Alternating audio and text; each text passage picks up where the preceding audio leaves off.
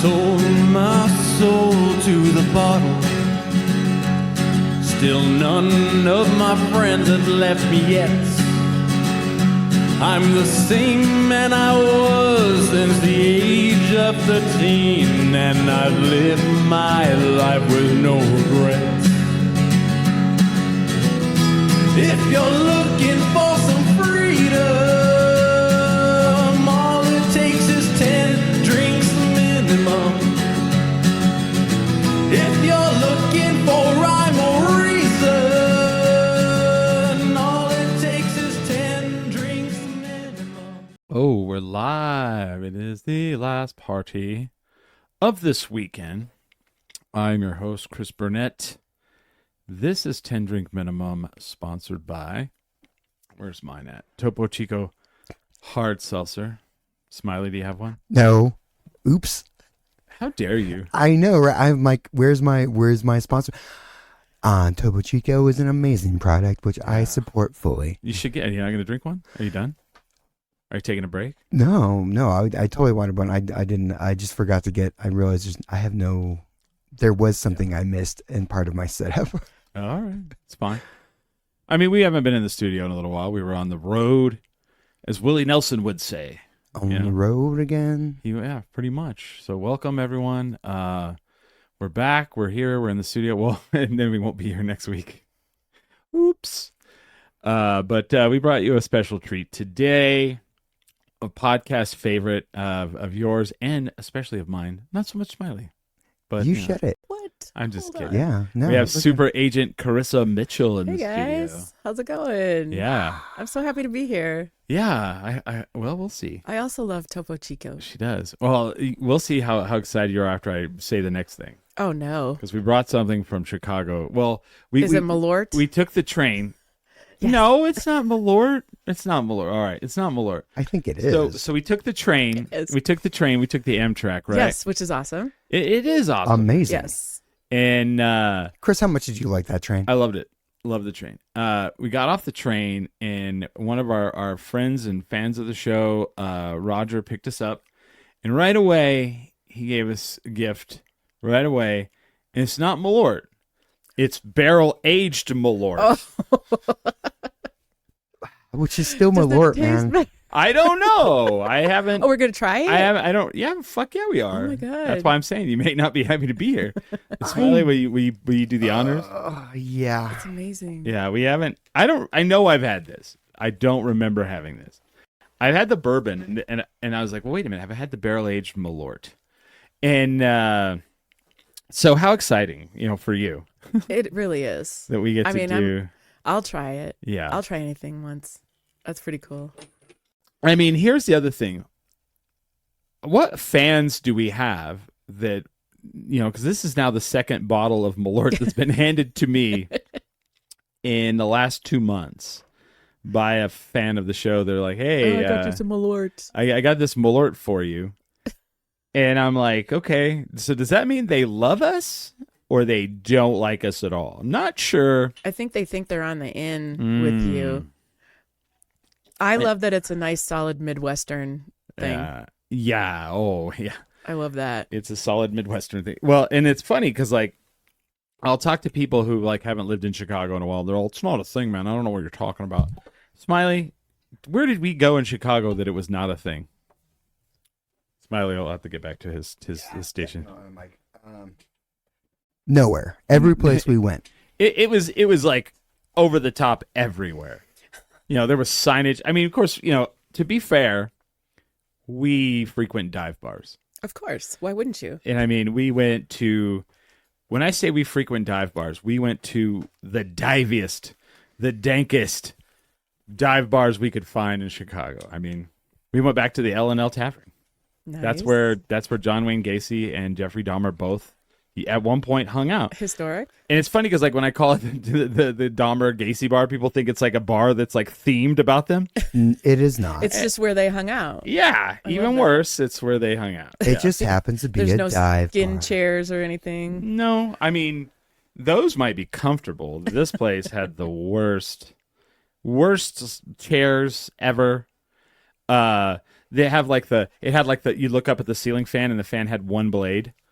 Like so you're like, well, that's not a that's, part of the plaster ceiling was like oh yeah coming down. I was like, this Yes. looks like a horror place. It's Yeah. amazing. Wow. So the best dive bar I ever went to was in Savannah, Georgia, Savannah. and it was Pinky's, and the bartender like will drink with you. Oh well, we drank with the bartender. Yeah, at L&L Tavern. and that was fun.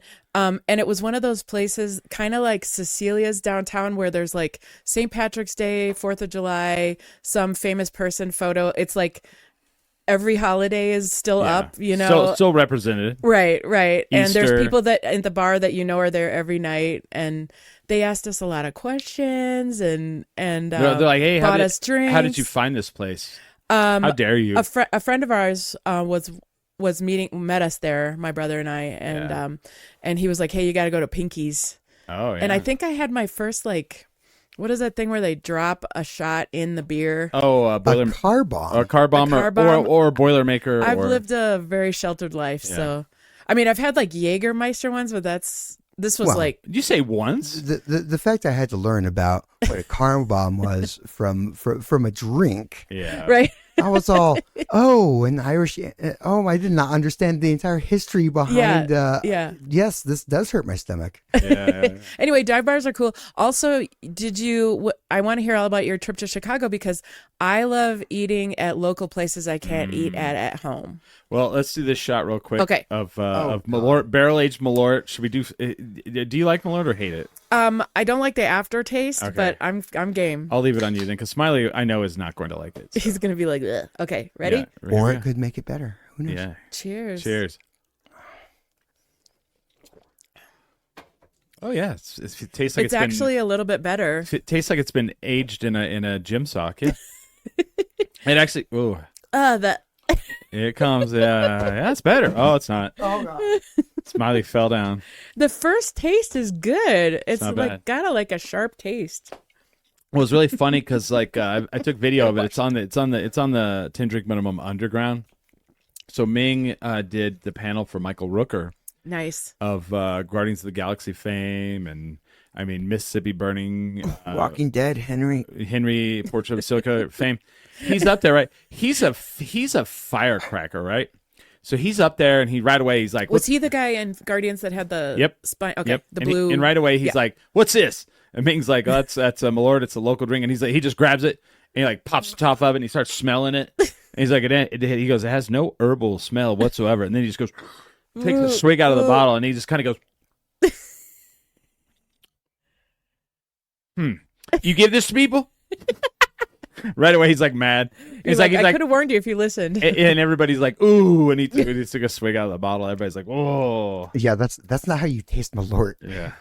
That is like. And he made rugged. them go get his not his whiskey that he made by any, but just whiskey he had. Like, go get my whiskey. Go up to my room and Go get to my room and whiskey. get that shit I got.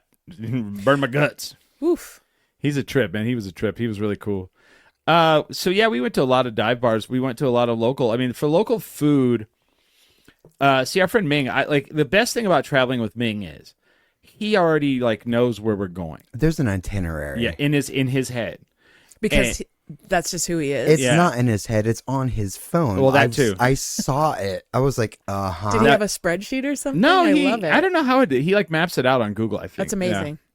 Yeah. And He was like, no, we're like 10 minutes behind. I'm like, I already love him do more. you have this plan? but it's so refreshing because like any city you go to, he already's got it to go. And then people are like, you got to go here, and you just go, nope, I'm just going to go where, and it's a very refreshing like trip because like I don't have to stress or figure out where we're going. He already knows. That's amazing. And if you then- trust somebody, that's good. Yeah. And like Smiley, he's ever taken us somewhere where we were like, this sucks. Never. Never. So I mean, we went to I don't even remember the name of the first fucking bar we went to, and it was in Rosemont, Illinois, like in the suburbs. We go in, and it was a half Cubs, half White Sox bar, and it was like they had a flag that was like torn down the middle. Like down the middle. Yeah, and then they had, Did they cross each other? Did they? I don't know. Did they stay in their yeah, on oh, their yeah, side? Yeah. Yeah, but like it was crazy. I've never been in a bar where it had like real deal slot machines. Oh, And like Okay. I brought it up, and they looked at me like, "Oh yeah, of course we do. Oh, yeah, we you all fucking do." idiot." And I was like, I had to gamble because I was like, "Oh, like there's slot machines in the bar. You know, it wasn't at a casino or like wasn't Vegas, wasn't Atlantic City, just slot machines I in a wonder bar. if the laws are different in Illinois. Mm. You know, because some of the states you have to be on the river. Oh yeah, and I don't stuff know. like that. Yeah, yeah, and so they'll be like, "We're on the river. We're a riverboat. Does the boat move? No. Yeah, But it stays docked. it stays docked. It's cemented to the top. It's literally but like, yeah. So it had slot Like, machines, ding, ding, and there were clearly people. If it floods, we're still above water. I love those people when you're in a situation like Oh. that they're there to gamble, and Yeah. it's a serious thing, and Yeah. you're annoying them. Yeah. They And have their it- cup of Yeah. coins or Well, or their credit card. Well, and then this one lady had a thing she took out, and it said this machine is reserved, so she could go to the bathroom. And she she had her own sign. Oh yeah, and I was like, all right, like, I mean, this is your life, and you're living it when at the slot. they're like, machine. that's Betty's slot machine. She'll be back. She probably buys like the Did you cheapest. not see my butt imprint right here? Right, my butt groove, yeah. If you do not fit into this is This not is your not seat. your chair. And you know that like she goes and gets the cheapest drink that they have, and then just sits there for hours, like betting. Ugh. Poor lady. I don't know. It's not a good existence. But then we had then that was my first time getting Chicago tavern style pizza there. Okay, so tell me what that is. So- I mean, I know it deep dish, and I know it. It's very Midwestern. It's like a thing like when you go to like because like Michigan they have is it Michigan or Minnesota? One of them has like Hedgie's pizza.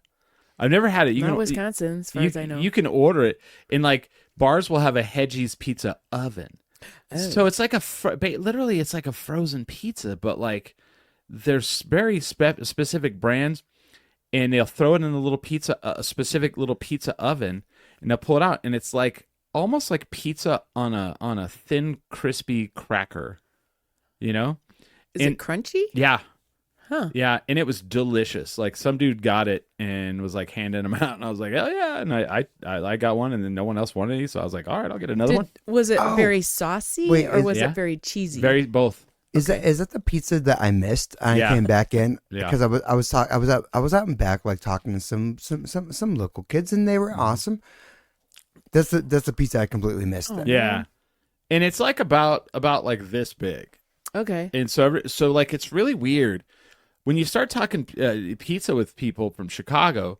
They're like, "Well, deep dish is good, but it's not tavern style." Oh. And it's like a thing. Like you're like, "Oh, all right," and so like. If you Google tavern style, well, I just recently found out, and I can't remember the name of it. There's a website where you can get these, like if you want Pequod's pizza, like I'm wearing the shirt right now. I'm wearing the Pequod's shirt. See, Oh, if you I didn't you know want got that. if you want like to order it, you can order it, and they'll ship it to you now. There's like a website, like you can do Nice. Pequod's, you could do Hedgie's. It's like Gold something. If anybody's listening and knows, I can't remember the site, but. You could order like Gray's papaya hot dogs from Oh, New wow. York. Yeah. If you want to And- go comatose while standing up, it's something else. Like Pequod's pizza is Yeah. so good that you will just like fall asleep. Well, the problem with it, Like a coma afterwards. Yeah. the thing that sucks about it is really good, so good. and you can only have like two pieces. a slice and a half to 2 pieces because it's like eating yeah, a brick. Yeah. Yeah, I'm It's like pretty sure bread. like they're I'm pretty sure the bread has quaaludes in it, and You're out. yeah, I was feeling it, man. I was and, like, and the sauce is just made of ecstasy. Like Oh my honestly, God. like you're just like ah, and they come to your table and they sit it down. It's like 18 pounds. Yeah, it's and yeah. you look at it and you're like, ooh, and then they're like, would you like for us to serve everyone the first slice? And it's almost like an ad on TV. When they go to lift it, the cheese just like strings the cheese off, pull. the cheese pull, and you're like, whoa, dude, that's There's sauce dripping. Yeah, like it is so like good. something else. Yeah. So I was talking before we started about Gino's East because back Gino's. Oh, yeah, back yeah. in my heyday, like 30, 40 years ago, that's where we would drive down from Wisconsin to go get Gino's East and go to a concert or something, my brothers and I. okay. And the thing that I have always carried with me is that they literally had like a 1-inch roll of sausage that they just rolled onto the top of the Wow. pizza, like a sleeping bag. Do you think that? Let's see if that's still around. I don't know. It is because Gino's I was is- I was in a workshop yesterday, and one of the guys was from Chicago and came to a workshop with me, and he was like, I'm gonna get that company to send you a Gino's East pizza, and then he emailed me later and he said, oh, they can't do it right now. So I'm like, Well, how about Pequods? They split because it's Gino's and Aldo's now. No, that's you're talking about local. That's local. Yeah. Gino's like for Chicago. Chicago Gino's East was the place to go. It's a different place. I'm talking 1980s. Oh wow, they franchised all over though. Did they? So they have Gino's East locations are Magmile, South Loop, Lake Geneva, Los Angeles, Olympics, Wheaton, and Singapore. Goldbelly. You can order Gino's East at Goldbelly. Okay. So Goldbelly is the site. I want to look this Goldbelly up. Let's see where you can go. While you're looking that up, in Wisconsin, we had Rocky Rococo pizza. That was really good. See, now I want Really good. It was pizza. mostly bread. It wasn't anything like Gino's East. It was like mostly like oven cooked bread and like a little bit of cheese. Well, I mean, like, you really judge the pizza off of the bread. That's true. That's the thing. Yeah. Like, but you have that little crisp, and then I'm like, what is your like yeast ratio? Oh, Like, wow. You take of like a bite of the crust, and you're like, if the crust is good, right. the whole thing's gonna be That's good. right. And it depends, like different parts of the country, bread raises differently. Like that's why bagels are so good in Right. New York and San Francisco. So in the Midwest, they have to figure it out. Yeah, Okay. it's an altitude Okay. difference. On Goldbelly, I'm on their site and like I clicked on What is Goldbelly? it's a place It's a where you delivery. can it's a delivery, like you can get stuff Yeah. delivered like to your house. So I click on restaurants, or not restaurants, what is it? I clicked on top foods. So I scroll down to just pizza. So then the category goes from pizza to pizza in the Northeast, Oh, Chicago deep dish pizza, Chicago thin pizza, New York style pizza, God. Neapolitan, New Haven, or Detroit style. So if you click on Chicago deep dish, you have Bartolini's, Pequods, Chicago Pizza and Oven Grinder Company, Gino's East, Giordani's, Lou Malinati's. I feel like you're calling all these places out right now. You shouldn't be. What? No, I'm just saying these are places you can and you order. know, people are listening and they're going, no, They're all, no, "Shut up, Chris, yeah, that shut one's up, okay. Chris." No, No, you can order. Like I'm saying, you can order these. Like if you live in like Los, but like I know with like Pequods, it's like 3 pizzas for like $90 something dollars. You know, it's like $98. Or Giordani's. You know, Giordani's. I had Giordani's when I was in Denver because they had one, and I was like, oh hell yeah! And we go, and this was like a month and a half ago, and we go, and it comes, and I'm excited, and I take a bite, and I go, it's not Pequods. not so much. And it made me want Pequods Yes. more. Well, we've done a lot of ordering of Kringle from Wisconsin, which is they sell it at Trader Joe's now from Oh, the wow. same place. So you can get it at Trader Joe's. What is it? It's a pastry. It's like a ring pastry. Oh. And they do it like Trader Joe's does it several times a year with like seasonal Okay. flavors. But we used to get it at Christmas and have it flown in from Wisconsin, and it was like $100, you know, for like 2 little Wow. rings of pastry. No, But it was worth but every yeah. It was worth every cent. Really? And you could just buy it at the grocery store. Well, and in I mean, Wisconsin. and I guess the difference is like we live here, you leave here, and you're like, I want that Hatch green chili, Right.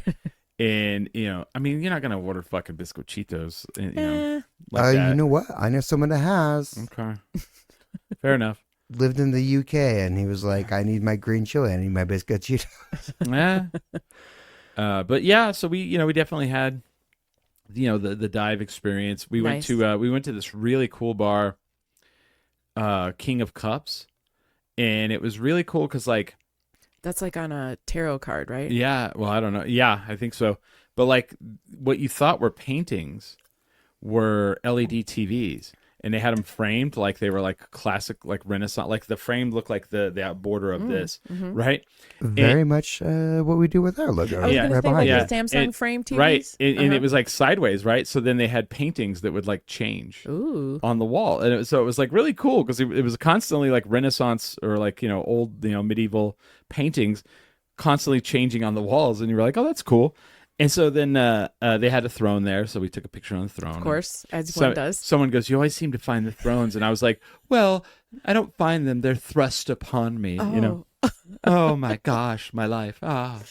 And so I'm behind this girl, this couple, and the girl's like getting this drink, and it's like a lot of times you go to like Founders or whatever here, and they'll do the smoked drink, and with the and and the you wanna little film it? dome and all that. And I wish I would have filmed this.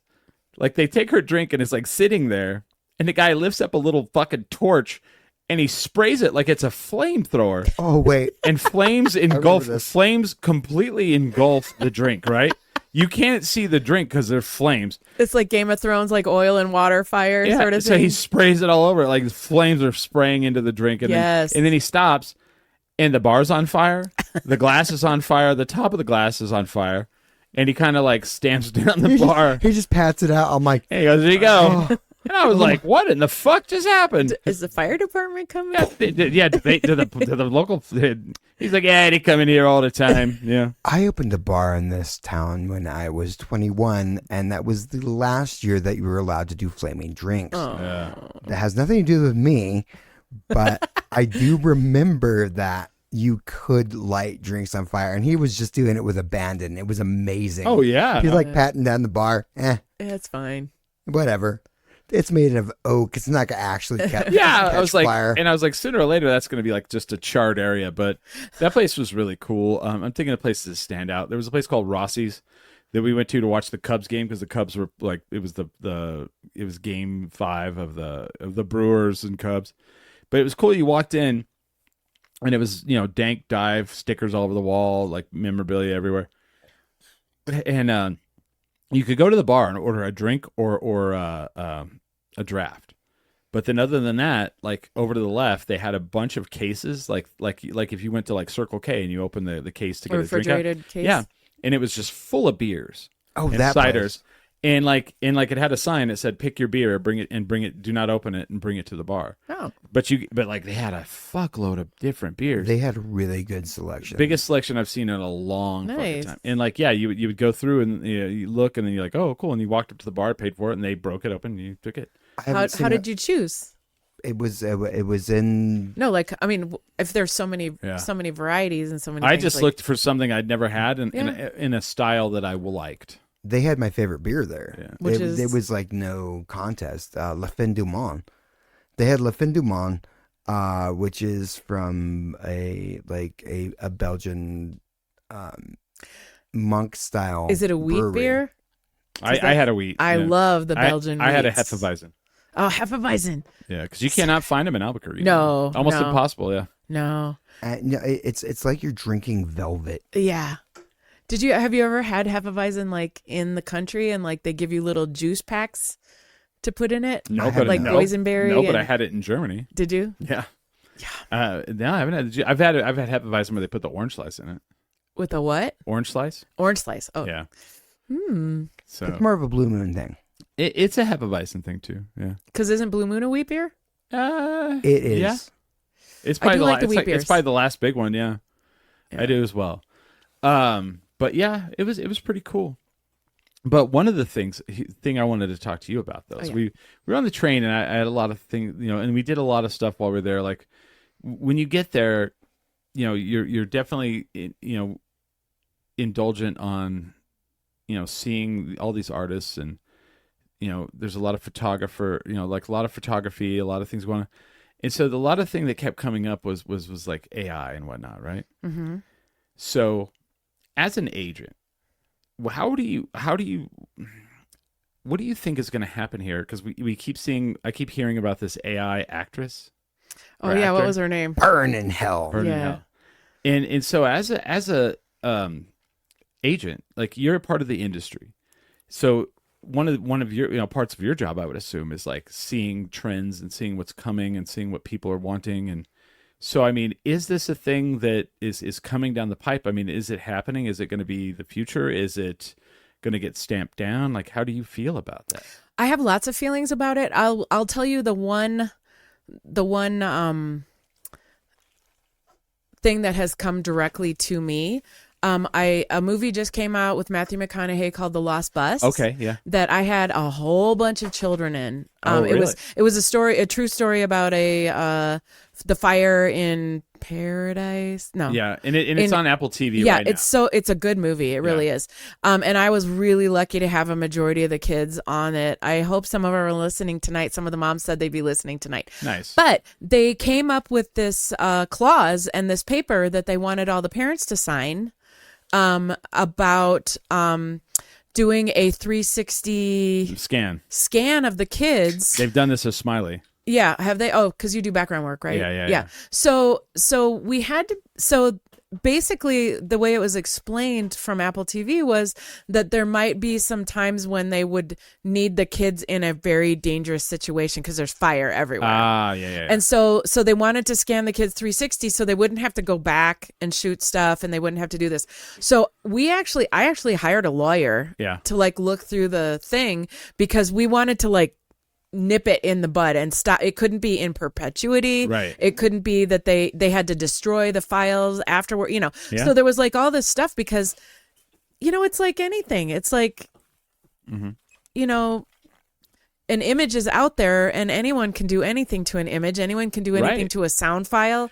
And now this AI stuff is the same. And so, I'd be interested, Smiley, in what they asked you to do and what they asked you to sign. I had an entertainment lawyer, still do, same guy, entertainment lawyer at the time, and he's what like, if we have the same entertainment lawyer? And so he was like, "There's only one thing you need to change.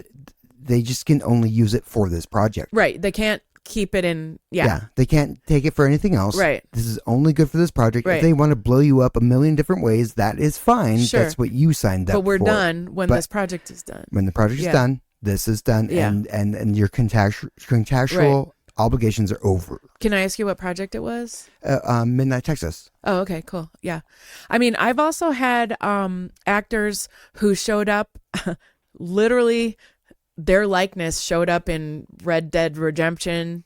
Really? And some other video games. I was like, that's my dude right there. That's him. And legally, I don't know, it's a nightmare. But I have to say, like, well, I started with an entertainment lawyer before an agent. I still don't have an agent. Come on, Smiley, let's do this. I know. What the hell? I've already given you the opportunity, and you're like, you don't have to be my agent. I have a text that says we're friends. You don't have to be my agent. I'm like, that's the best reason for me to be your agent. I constantly keep saying that, and you're like, well, what would I do for you? And I'm like, what? I've told you this. Okay. Look at him getting salty. Look at him. His voice went like. All right. Well, we'll we'll get into this. Okay, we'll get into it later. But I have to tell you, it takes a lot of mental energy for me to bring somebody new on and figure out what to do with them. But anyway, let's talk about it. It's scary. And I'm glad you had an entertainment lawyer look at it. No, I mean, before I would sign it, I was like, is this okay? Can I do this? Yeah. I really want to get exploded on film because it sounds amazing. It sounds fine. But like, I need to make sure I'm not going to get like my rights like violated. and stuff. Right. So I have a feeling that like with anything, it'll run its course and it'll be another tool that we use. And they'll think of something else to make us upset about. Yeah. There's always something else, right? Yeah, probably. They're like, we took your DNA. Oh, no. And we're going to implant into somebody else. I don't know. Like, I can't even think about what it would be. No, don't say things like that. But I've been around long enough Crafty that I'm like. now just takes your DNA. And I'm like, no, I don't want to think about that. But I feel like, how much bullshit is that actress that they like tried to pull out, and then agents are like trying to sign her? I'm like, this is not going to go well. Yeah, but somebody's going to get screwed. But no, it actually seems like that entity needs an agent because the main like focal points on it was like they could make her do whatever. Sure. Yeah. Anything they want. Yeah. And that's messed up. Okay, but sooner or later someone's going to do it. It's going to go, and it's going to happen because those nerds are figuring it out. Well, no, it's figured out. Yeah, I did hear somebody talking. I think it was Michelle Obama the other day. I was listening to something that she said, and she said that the AI stuff Mm-hmm. is going to get so deep that we should probably be figuring out cancer and stuff like Right. that from It is happening. and so there might be some good that comes from it. Well, so I know a little bit of, I mean, I can only tell you so much that I know about it. I know a lot about it. And they're already doing that. That's It's already- awesome. it's And I'm already, okay with that. It's already finding cancer Yeah. in people 5 years before any other tool could do it Right. already. Well, then stop taking my job. All right. You're like, I Fucking just A. want to be See, exploded on a TV show. Like at some Yeah. point, when it comes down to cybersecurity, the future of cybersecurity is going to be AI fighting AI. yeah, to- like we're to- not even. to break in. But here's a problem. I'm already like, here's why I wanted to talk to you, because like you're already seeing, if I go on to Facebook or I go on to Instagram or I go on to TikTok, you can already go on there and watch videos where Mr. Rogers is like hanging out and talking to Tupac. You're not supposed to watch those. You're supposed to thumbs down. Or what? and- Or what and about report the them. I hear ring camera where a crocodile comes up to a kid well, on the front porch and stuff? I get that, and it's all terrible. You don't but, report but, that? But again, This is AI. Thumbs down. they burn took in hell. Mr. Rogers and they put Tupac with Right. him, right? Right. And you're saying, well, they're going to figure it out. That's figured out. That's figured out because it looks real. And like Tupac and Mr. Rogers are talking, and they sound like Tupac and Mr. Rogers. And then Mr. Rogers starts rapping. Actors can do that, man. Actors, Like and voice. actual people. I know what you're saying. I'm not disagreeing with you guys. I'm telling you what it is, and that it's here, and that like as the future, like California is already like taking steps that like it's illegal to use someone's likeness if they're deceased, Right. and it's right. like it's like, well, it's here. If they can make Mr. Rogers, I saw Mr. Rogers versus Bob Ross in a WrestleMania ladder match that looked real, where Mr. Rogers jumped off a ladder and smashed through Bob Ross on a table, and it did not look like a video game, but it looked absolutely real. So this is like the future of like where like is this going to be outlawed? Because it has to be. Like, if first of all, it upsets me that Mr. Rogers is being used in this way. I mean, You know, revered. right? Here's the thing: like everything scares us, and then it gets squashed down. Yeah. By regulations and stuff like that. Like, As it should. it should. So I'm like, okay, there might be some good that comes of it. But I want to protect actors that are being taken it. I want to protect people that are being taken advantage of. Mm-hmm. And while technology is cool, like I don't want to see Smiley's image No. somewhere where he didn't get paid for it. Yeah. Right? So or I didn't agree to it. right, you didn't agree to that. And so, there's with anything, there's shitty people and there's people that do things by the book, and I here's my thing. I just feel like they're going to think of something worse. Right. Right. No, they are. So Well, no, and they are. And like the thing is like here's the problem. Movies right now are tanking. They are tanking Oh, yeah. at the box office. Superman. It's Superman. It's like DC Superman. Did all right. Didn't do killer. Like I don't know if Amazing you movie, saw- too. It's amazing film. Did not do great at the theater. Like and people are like, oh well, it made money. Didn't make movies from like pre 2020. Superhero movies are making like $1 billion. Yeah. Worldwide. Movies are not making that now. None of them. I feel COVID like really it like broke us. did a number. Yeah. But I have to say, like, even go back to early days of like Starsky and Hutch and like Sure. Magnum PI, and clearly a stunt guy got thrown over the apple Yeah, cart, right? And people were upset by that. That's Sure. not Tom Selleck. That's not whatever. So these things have always been happening, right? Right, Where right. somebody's like, oh, that's not him. That was a stunt guy, or Yeah. and stuff like that. And so it's always been happening. Mm-hmm. And then, what was his name? Richard Little, like the great, Oh, yeah. impersonator guy. Richard Little. Was that his name? Rich Little, yeah. Rich Little. I only know him formally. Yeah, I only know him by. Well, I knew him, but he was a boy. Sir Richard. Little. Richard. But there's always been something like that happening. And then, like, what was it? like they did some, they started doing like commercials with Tom Hanks, Oh, yeah, stuff yeah. like that. And the scary thing is there's no uncanny valley anymore. Like it looks real, right? Mm-hmm. I mean, that is a little scary. But somebody's going to figure out how to squash it down. Well, yeah. But I would like the technology to keep going if it's going to help us. Sure. No. Well, no. AI is going to keep going. Like, Yeah. It's being used by everybody. Whether we want it to or not, That's it right. will keep going. Right. Right. And if they're going to fight each other, Yeah. maybe I'm okay with that. I don't know. I mean, that is a thing that is happening. It's like AI, because you use AI for cybersecurity, and then the hackers use AI as well.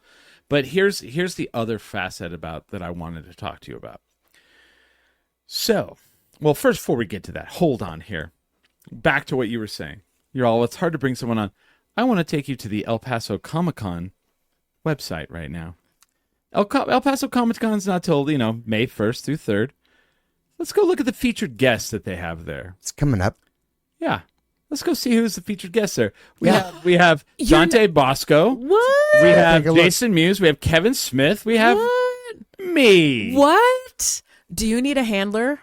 Not 10 drink minimum. Well, no, but like Yeah. You're not just following your friends around. You're the right. guy. I'm at the Comic-Con. I'm What? featured guest. And guess what I got for it? Nothing. Can I get a photo and a autograph with you? Well, you could. I'll bring you some Malort. You could, but see, I don't even know if we're getting fed. I don't even know if we're getting man. anything for You this. should. I don't know. Well, that's. We were not kudos to asked you. about Yeah. this. I'm just saying. You weren't asked. They just put it on there. No, they asked if I Oh. would do it, but I Oh, was did like, they? well, I wish I had somebody to. Are you going to be in one of those like pipe and drape little areas where they stand in line for No, you? no. Or are you it- just in the hall? I'm hosting every panel. We're going to be running I'm everything. hosting every panel, and I'm hosting the cosplay contest. everything. God. Every single thing. Every you should single get thing. paid for that. I would like to be paid for this. Are you going to go with him? Yes. Are you kidding? The reason we got asked back is because we did such a bang up job in that last I year. love Yeah. it. Do you need a handler? What we do? I just want to be on this ride. You guys are so cool. You can go with us. I want to. I was telling their staff how to do their shit. I was like, we need more mics on this next Yeah, segment. you're What like, are you doing here? dude. And Oh, they're there's like- nothing worse than showing up somewhere where they're not prepared and No. they're not ready. And And they're all, it- what's this weekend badge? Don't so look who at my else weekend is, badge. So who else are the guests? Jay and Silent Bob, Kevin Oh Smith. my God, you're buddies. Right? Oh, I've only met him like a couple times. I would never call us buddies. Like, Oh, okay. because everybody goes, well, you know Kevin Smith. I go, no, I do not. No, we do not. So like, let me explain to you like what Chronicon is like.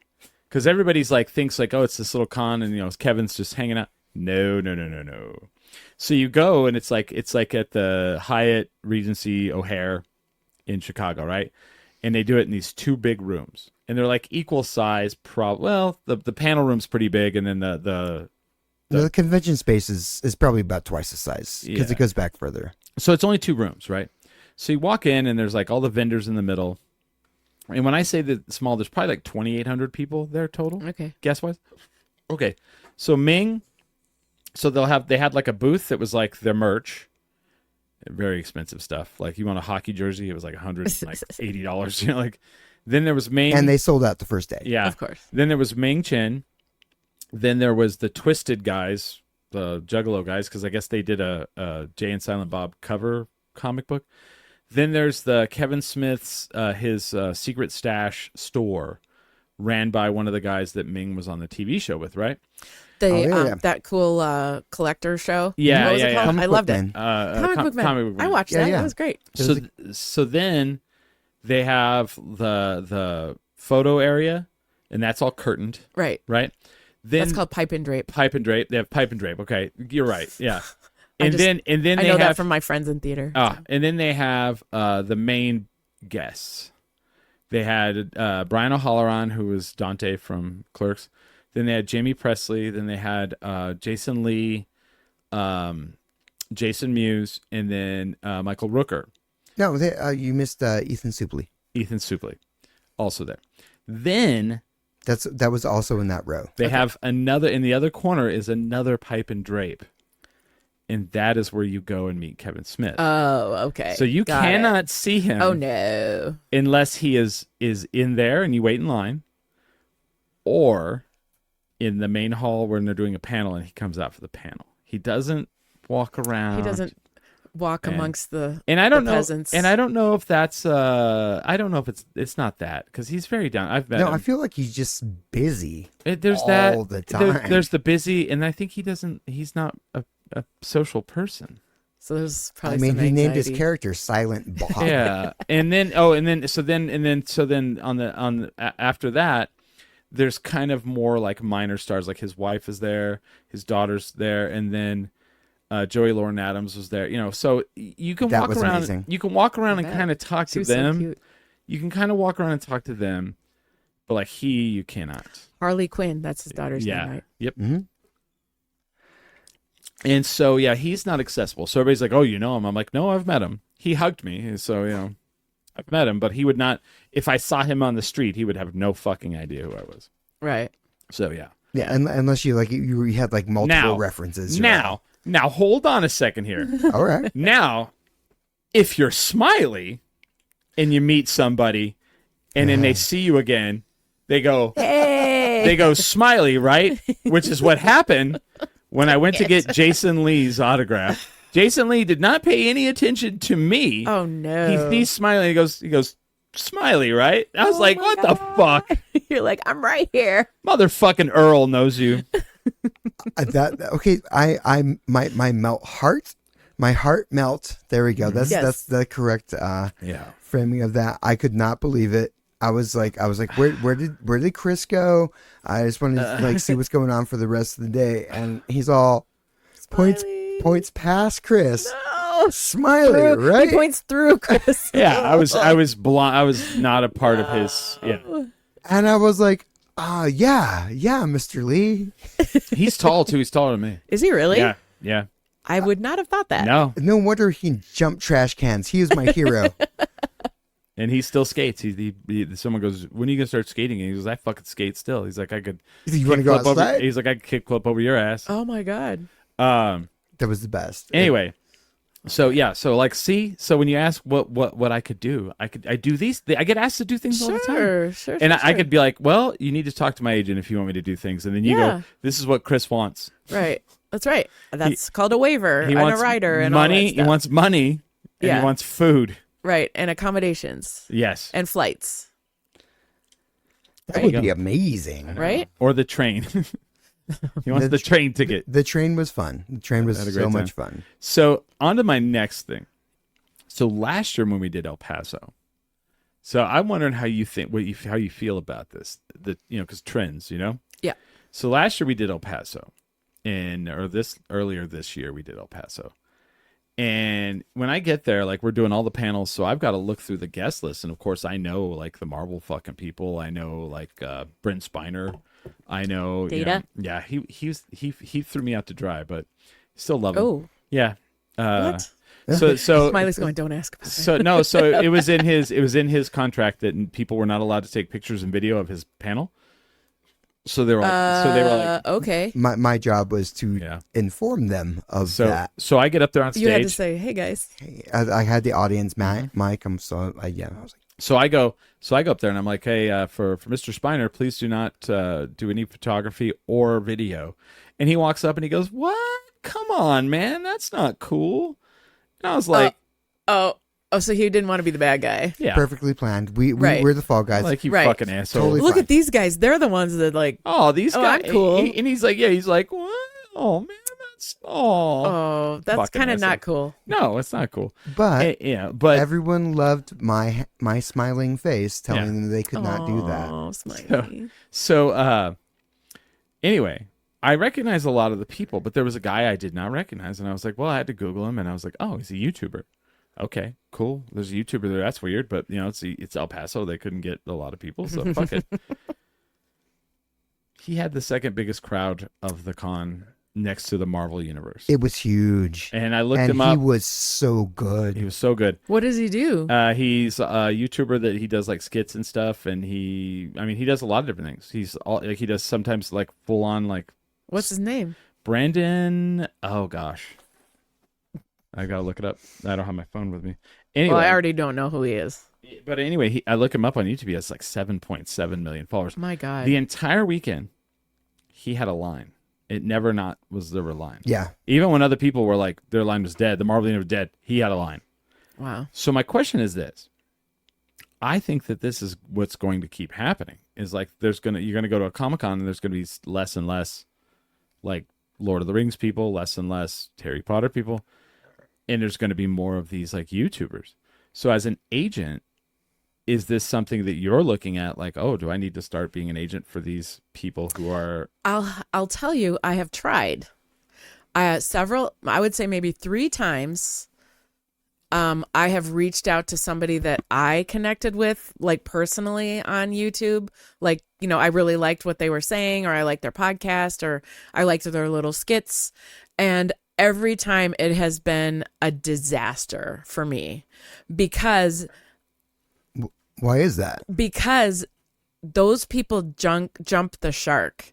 They don't know how to work for what they're doing, and they don't want to go through the hoops that it takes. Oh, and there is a lot of hoops. You know, like learning how to, you know, you have to get headshots, and you have to audition, and you have to do self-tapes, and you have to, and the first time they got rejected, they're like, what the fuck do you mean I got rejected? I have 8,000 million followers. Oh, you know, they're not used to being rejected. They're not used as to a being... daily event. Right, I know. So the normal actor, doesn't matter whether you're, you know, going from background to being a co-star or an A-list. All you do is live in rejection, right? Yeah. And so they can't handle it. They don't know it. And I'm shooting for that 1 in 1,000. Well, right? but I mean, right. Are you trying to book them for movies and TV? They want to get into film. They want to get into film and television. But here's my question. But by skipping like all the steps? They skip all the steps, and then they're like, I'm out. You're not doing, and usually they're mad at me.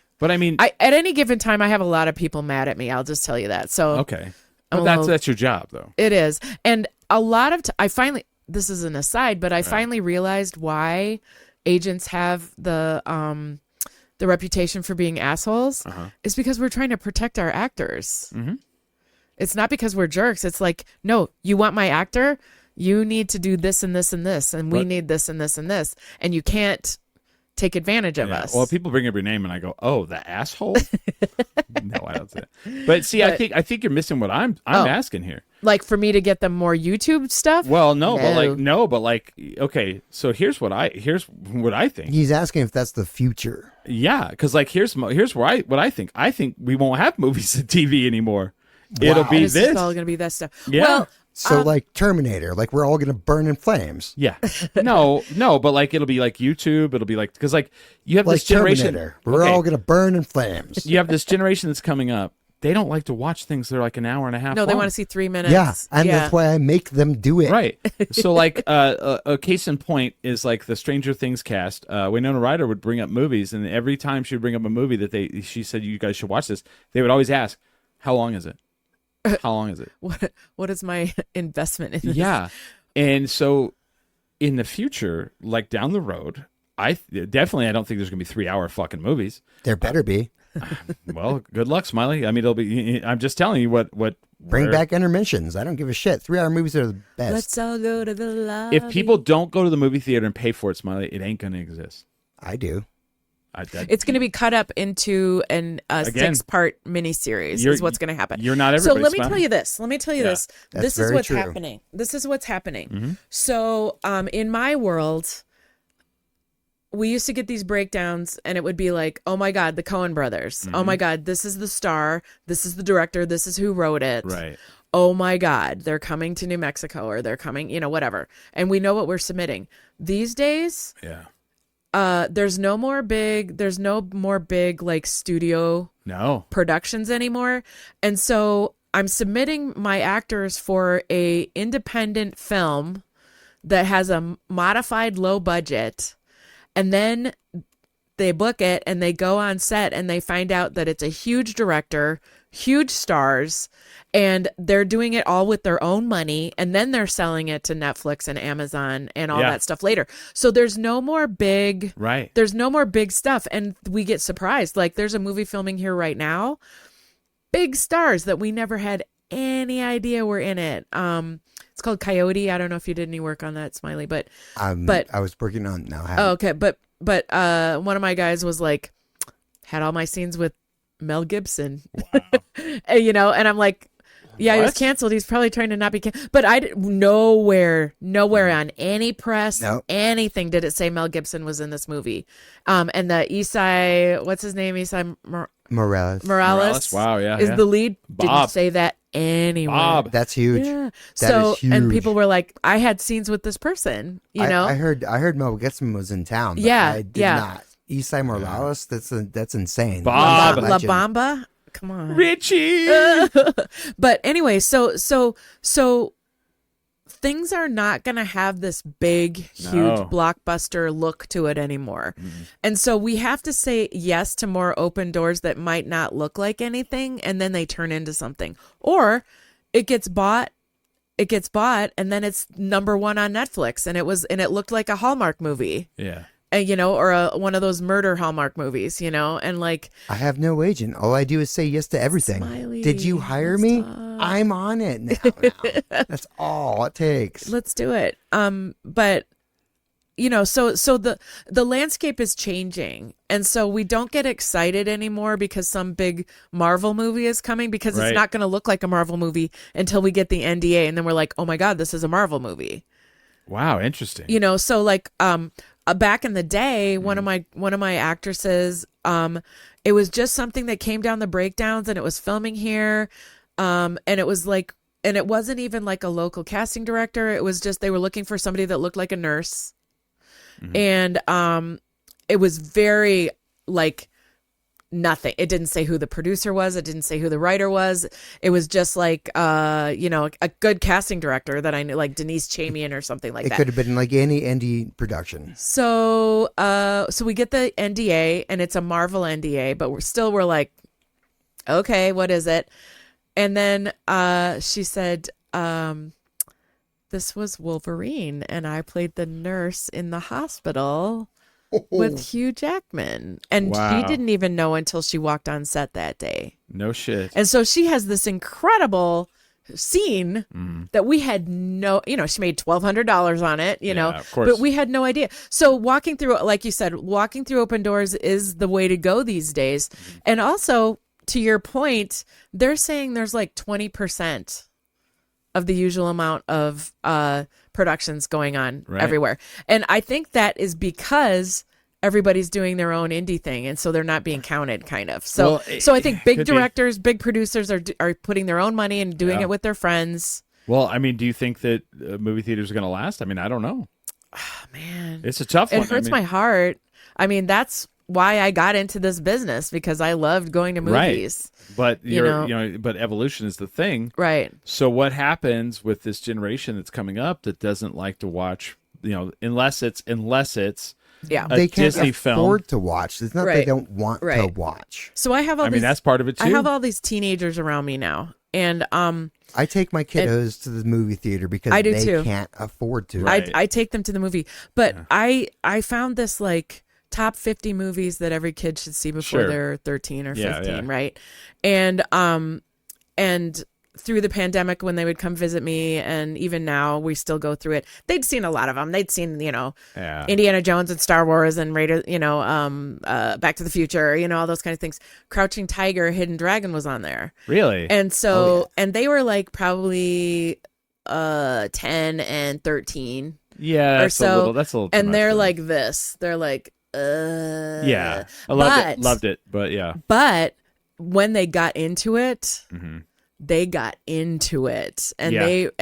but because I was like, we're gonna sit and watch this. You can't go on your phone, and you can't go. Yeah, about 40 minutes in, this is going to get amazing. Yeah, It's like, yeah. just- And so I'm like, wait just for wait, it. just wait. I also made them over the holidays. I made them watch The Breakfast Club, Yeah. which was, I had to be very careful to not oversell it, because that is like my jam, right? And so I had to be like, yeah, it's kind of cool. You might like, I don't know, you know, I watched it in the 80s. You know, Yeah. you know, I don't want to like be like, this is my life, you know.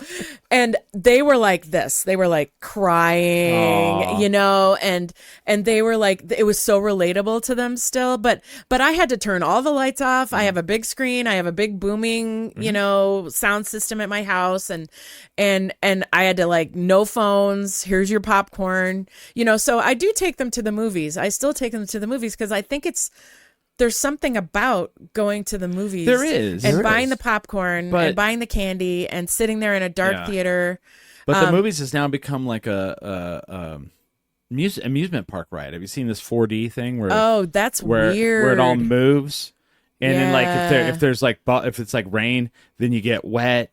And It's like the Bug's Life. It's and the whole thing shakes. Have and you seen moves those things around. where it goes onto the side? Yes, I've been in that theater. I The saw the I saw- IMAX. You're I- talking no, about IMAX. no. right? No, she's it's like a not. box, and Yep. it's like Oh, So I haven't saw done. the Batman there, and like so you have your screen, and then there's two other screens on the side. that kind of continue It continues the scene, and it's filmed specifically for this theater. and it's a weird ass thing. So I saw And that's not IMAX. No. it's bigger. It's something bigger. like IMAX. It Yeah. wraps except- it wraps around. It's like a theater in front that's massive, and then also on the sides, the walls. past your peripheral. Yes, Why? well, it's kind of in your peripherals it's in the peripheral. still, but it took a little brain thing, you know, like when you get a new Yeah. pair of glasses and you got to like figure it out. But I mean, the things that are happening, you've got, first of all, you have, influencers, you have YouTube, you have, TikTok, you have virtual reality. I don't know if I have a VR helmet. Smiley has a VR helmet. Some of the things like that they can I do wouldn't call it now. a helmet, but yes. Sure. Well, what do you call it? Goggles. Well, it's not going to protect my head, No, but it's the thing that goes over your head. Anyway, whatever. which is what I would So, want from a helmet. so they're starting to get into this like surreal thing where they can make you. And I haven't even tried it yet, but I was watching video on it, and I need to try it out. Where you can put the VR helmet on, and you can be in like ultra realistic scenes, like you're in the fucking thing. And I'm like, oh wow, Can we go with visor instead? visor. Well, have you guys heard about those studios that are completely floor to ceiling? Yes, you're talking we have about. one here, don't we? Yeah, I don't know if we do. The vault this is, or something. What was it no, this is how they filmed The Mandalorian. That's right. That's how I And learned it's- about it. And it's the floor is LED. Yeah. The walls are all LED. The ceiling is LED, and then the camera has a chip in it. So when the camera moves, Follows it. the whole room shifts. Yeah. It's pretty And weird. so then the actors are acting in front of a background that moves. So they don't need green screen anymore. Oh, what do they call this thing? And like, there's a whole thing on Disney Plus where you can watch it. I watched it. I was like, and it's phenomenal. Yeah. But like, that's the thing that with that, This isn't a theater? no, this oh is, no, this is for filming. Sorry, That's how we they film. jumped. But isn't there one here? I thought there was one here. I don't know this, but I believe you. Oh, as a filming technique. I know Yeah. you're talking No, about. I was like, my they God, moved the this camera isn't to a theater. but here's the thing. The floor of the Yeah, theater. I was like, Like, here's the thing. Imagine if they film a movie, and you put on a VR visor, and then you are a character in the fucking movie. See, that to me is where it could still be a thing. Like if I go to the like theater. Tron.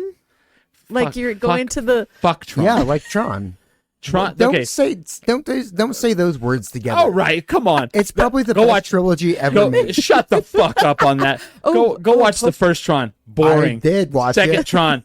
Boring. Haven't Okay. seen the third one. Fine. I'm gonna predict it's boring. All right, so apparently you don't like Tron. That's fine. All Well, right, I think we've established. it's still kind of Crap. the best trilogy I've All ever right. seen. But it was pretty cool. Wow. My age, I don't know when the first All one right. came out. Well, if you could to, be like, if you could be in the movie, you could let's say like they make a new Breakfast Club and you're a character in the Breakfast Club. Would you not want to do that? oh no, I would go into a Jane Austen movie. yeah. All right. I would like that. But here's if we could go back to I think your point was about like YouTubers and influencers and stuff.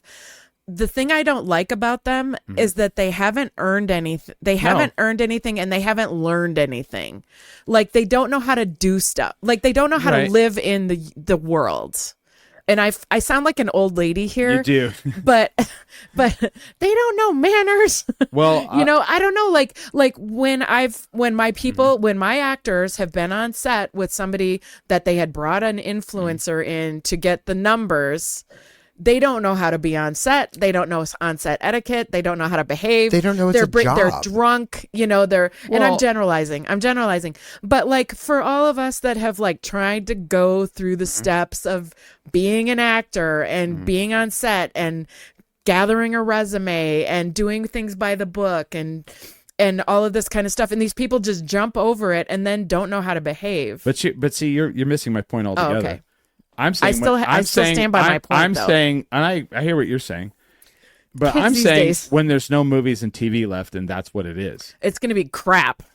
What do you mean? There's no day that there will be no movies and TVs left. Okay, I mean, alrighty. Because I will make them if they don't there we exist. go. I Okay, mean, but I'm saying, so you say that they don't, but here's the deal. They're creating. Are you talking about like some sort of Mad Max like death? Post- game? All right, I know you're being apocalyptic, funny, like- but I'm being very serious on this. No, I'm being serious. on this So too. There these is people are no making point in millions that. and millions of dollars right now, and you're telling me they don't know how to handle themselves, and I'm like, yeah, they're still making money. they're making millions and millions. They So, don't know and how to I'm handle not their money either. Like well, money's important. All right, but like you've got Mr. Beast, I get all that, but like I watch things like Donut Media, I watch Big Time, and I watch Speed, and these are people who tried to act and tried to go do that, and then they didn't make it in that world, and they left, and they went and created their own world. That's okay. And so now they do like they'll put out like 2 15-minute clips each week of content, and then have an advertiser right in the middle of it. My thing is like, agents will have to go and be their agent when they go out and they like, do a Pirelli tire ad, do a, whatever. Yeah. Someone's got to be their agent for that. Sure.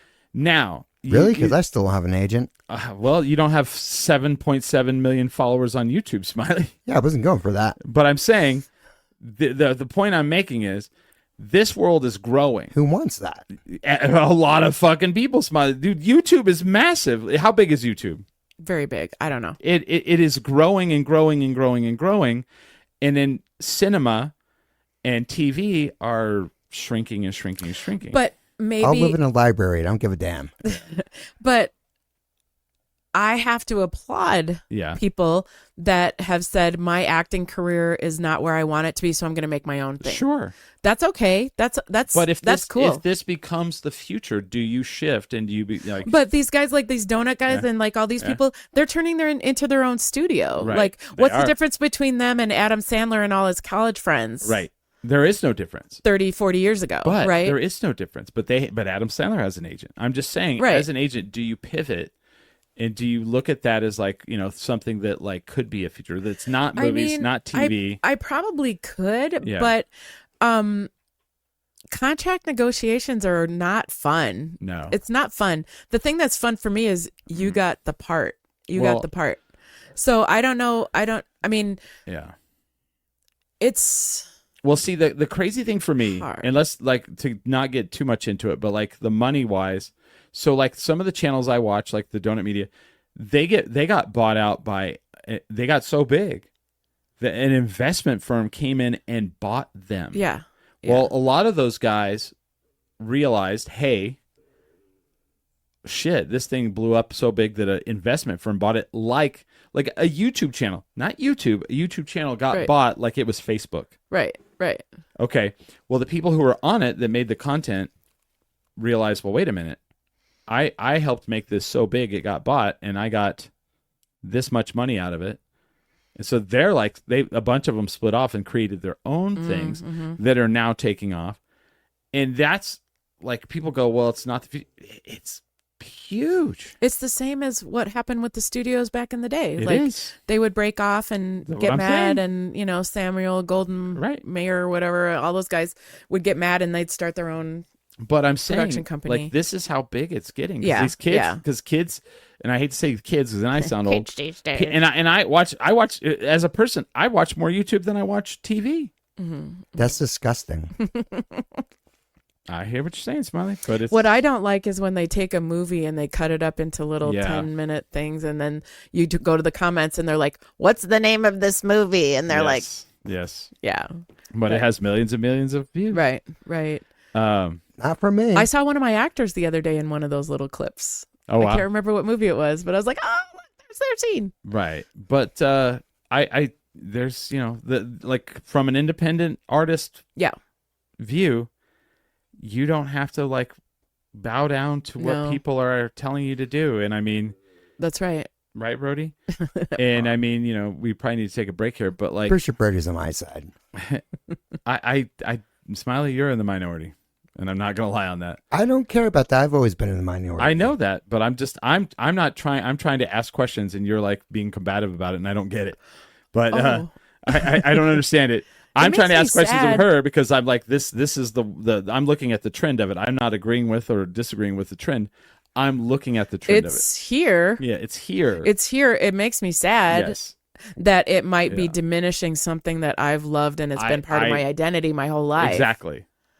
So I agree Mm-hmm. with everything you guys are saying. I don't like it. I don't like that this is the future, but that's how our parents Yeah. were. That's how their parents That's right. were. No, my parents were. How And, dare well, you? fine. But like, I just wonder as an agent, do you see this and go, oh, like, you know, as the world is changing, you know, because like, it is changing, and we're gonna see more Mm-hmm. people either drop off or fly up into the stratosphere. Like I think there's gonna be a bigger chasm yes, between yes. people that It's going to be like music. Yeah. Music, you're either like big regionally, and then there's a whole lot of nothing, and then your mega stars are up here. You're like Chapel Roan, you're like Taylor Swift, but then you have like a huge gap, and then you have like people that are like, you know, famous-ish. I must say that in the last 2 or 3 years, that's what's happened to my agency. Really? I have about 10, 15 actors that have pulled out up huge, working all over the world, making big money. And then there's a big gap. And then, there's, the rest of the people who I love and I love working for, and I want them to get there, Right. but there is a big jump. Right. And if you look at people's careers, I don't know if you look at people's careers, like if you go to IMDb and you're like watching a show and you're like, oh, who's this guy? Either they've done nothing and they've gone right up to this big, huge thing, or they've been doing NCIS and CSI for like 30 years and doing like one episode here and one episode there, and then they've made it. So And some of them will be like brothers too. Yeah. You're like, that has got to be a weird dichotomy. it's true. It Yeah. is true. But I So- mean, the way I'm looking at it is I'm just looking at it as like, I don't agree with it. I'm not, I want y'all to know that this is not something I'm excited for, but I'm trying to look at it as like what is coming. And to me, it's like, I'm at a con and the second biggest star there It's a YouTube. is a YouTuber Yeah. over Star Trek people, over anime people, over, who else? He wasn't bigger than the guy that voiced Dragon Ball Z. Now, his crowd was bigger. Crowd was way bigger than that. Then the Dragon Ball Z guy, no, Yeah. because the Dragon Ball Z guy was never mind. He was late. Past the point. He's late. But either way, his was big. His was really No, big. it was definitely big. And his line was very big. And like I've talked to my friends who do cons, and they're like, yeah, we're starting to see that at places. YouTubers are coming in, and they're Well, And I he was wonder- he was full of he was full of talent. Like he Yes. was honestly like Yes. you're like, why is this guy? Why do people want to see this guy? Because he's amazing. he was very charismatic. He was very good at what he did. His crowd work was amazing. his wow. He was very good. I was impressed. Yeah, that's cool. But not all of them are like that. Right. But I have to say, like, Yeah. the life of a YouTuber, of a content creator is really stressful. Like, you're only as good as the last few minutes of what you've put out. And then you get all these haters on there that tell you to die, and Yeah. stuff like that.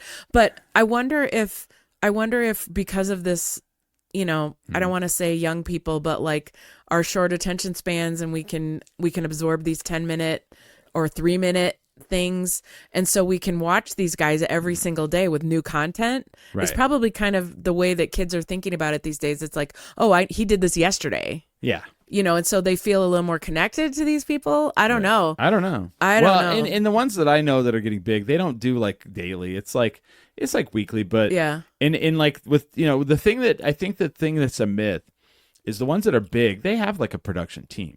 Yeah, they're like You an know, actual little studio. It's a little Yeah. studio. Yeah, Yeah. it's nuts, I mean, for people who are listening to this show and watching this show, we have a whole production thing going on here. And it's not just like when people walk into this room, they always go, oh, wow, like this is way more than I thought it was going to happen. This is not easy to do. So, but anyway. You make it look easy. Both of you do. That's one way to do it, But it's lots of years and lots of, But, so yeah. There's a lot of leg work. A lot of legwork. But we're going to take a break. We're going to take a break right now so we can go to the bathroom. And we'll come back with Super Agent Carissa Mitchell. Be ready with your questions. Yeah, questions. I want some questions. That'd be cool. We haven't had a lot of people in. I don't know. Is something going on tonight? Maybe there is? Maybe. Is there? I think there might be. Oh, I don't know. Then I must be oblivious to it. Okay. What is it? I believe it is Night of the Living cover bands here in Albuquerque, New Mexico. Again? Always for this month. On a Sunday? Wait. Are you out of your mind or what? Like, there's no Sunday shows. There isn't? No. Oh. There hasn't been Sunday shows for like 2 years. Well, whatever, man. Oh, I was like, what is happening? Like, it's not the Grammys, it's not the Emmys, it's not the... No, there's no award shows on. No, Night of Living cover bands is only Friday and Saturday. What about last year? Nope. They tried it 2 years ago and it didn't do... Oh, 2 years ago. I'm bad with time, Chris. All right. 2 years ago. Whatever. It happened 1 year. That means it happens ever. All right. Well, we're going to take a break. We'll be back. We are 10 drink minimum. Okay. We're back for the Billy/Wavy Hour. I'm here. Smiley's here. We have Carissa, the super agent, and she will be answering your questions if you have questions about the industry. Or anything. Yeah, you want to talk about Gilmore Girls, whatever. You don't like the Gilmore Girls? I was never a Gilmore Girls fan. What? I don't know. I think it hit at the wrong time. I tried not to be, but I had a girlfriend that was into it. We're going to watch Gilmore Girls. So no, she would be like watching it, and I would walk in, I'd be like, oh, this show? And then the next day I'd walk in, I'm like, you're watching it again? And then the third day I came in, I was like, wait a minute. She's dating that guy now? And she's like, well, how do you know that? I was Sit down. I was like, damn it. It's a good show. In my age, I missed Goonies. Oh. I was the wrong age. I was in art school being like smoking cigarettes and wearing black and like doing art when Goonies came out. It was not. I had to love Goonies later in life. So I'm not the only one. He's never seen it. He's never seen it. I've never seen Goonies. Barney's never seen it. You know what I've never seen? Yeah. Nightmare Before Christmas. You know what? I've never seen it either. That's the animated one, right? Yeah, Jack Skellington, and it's one of those movies that like just doesn't go away. Right. Well, speaking of that, I wanted to talk about this. Okay. For Halloween, what are movies that like your go-to movies to watch every year?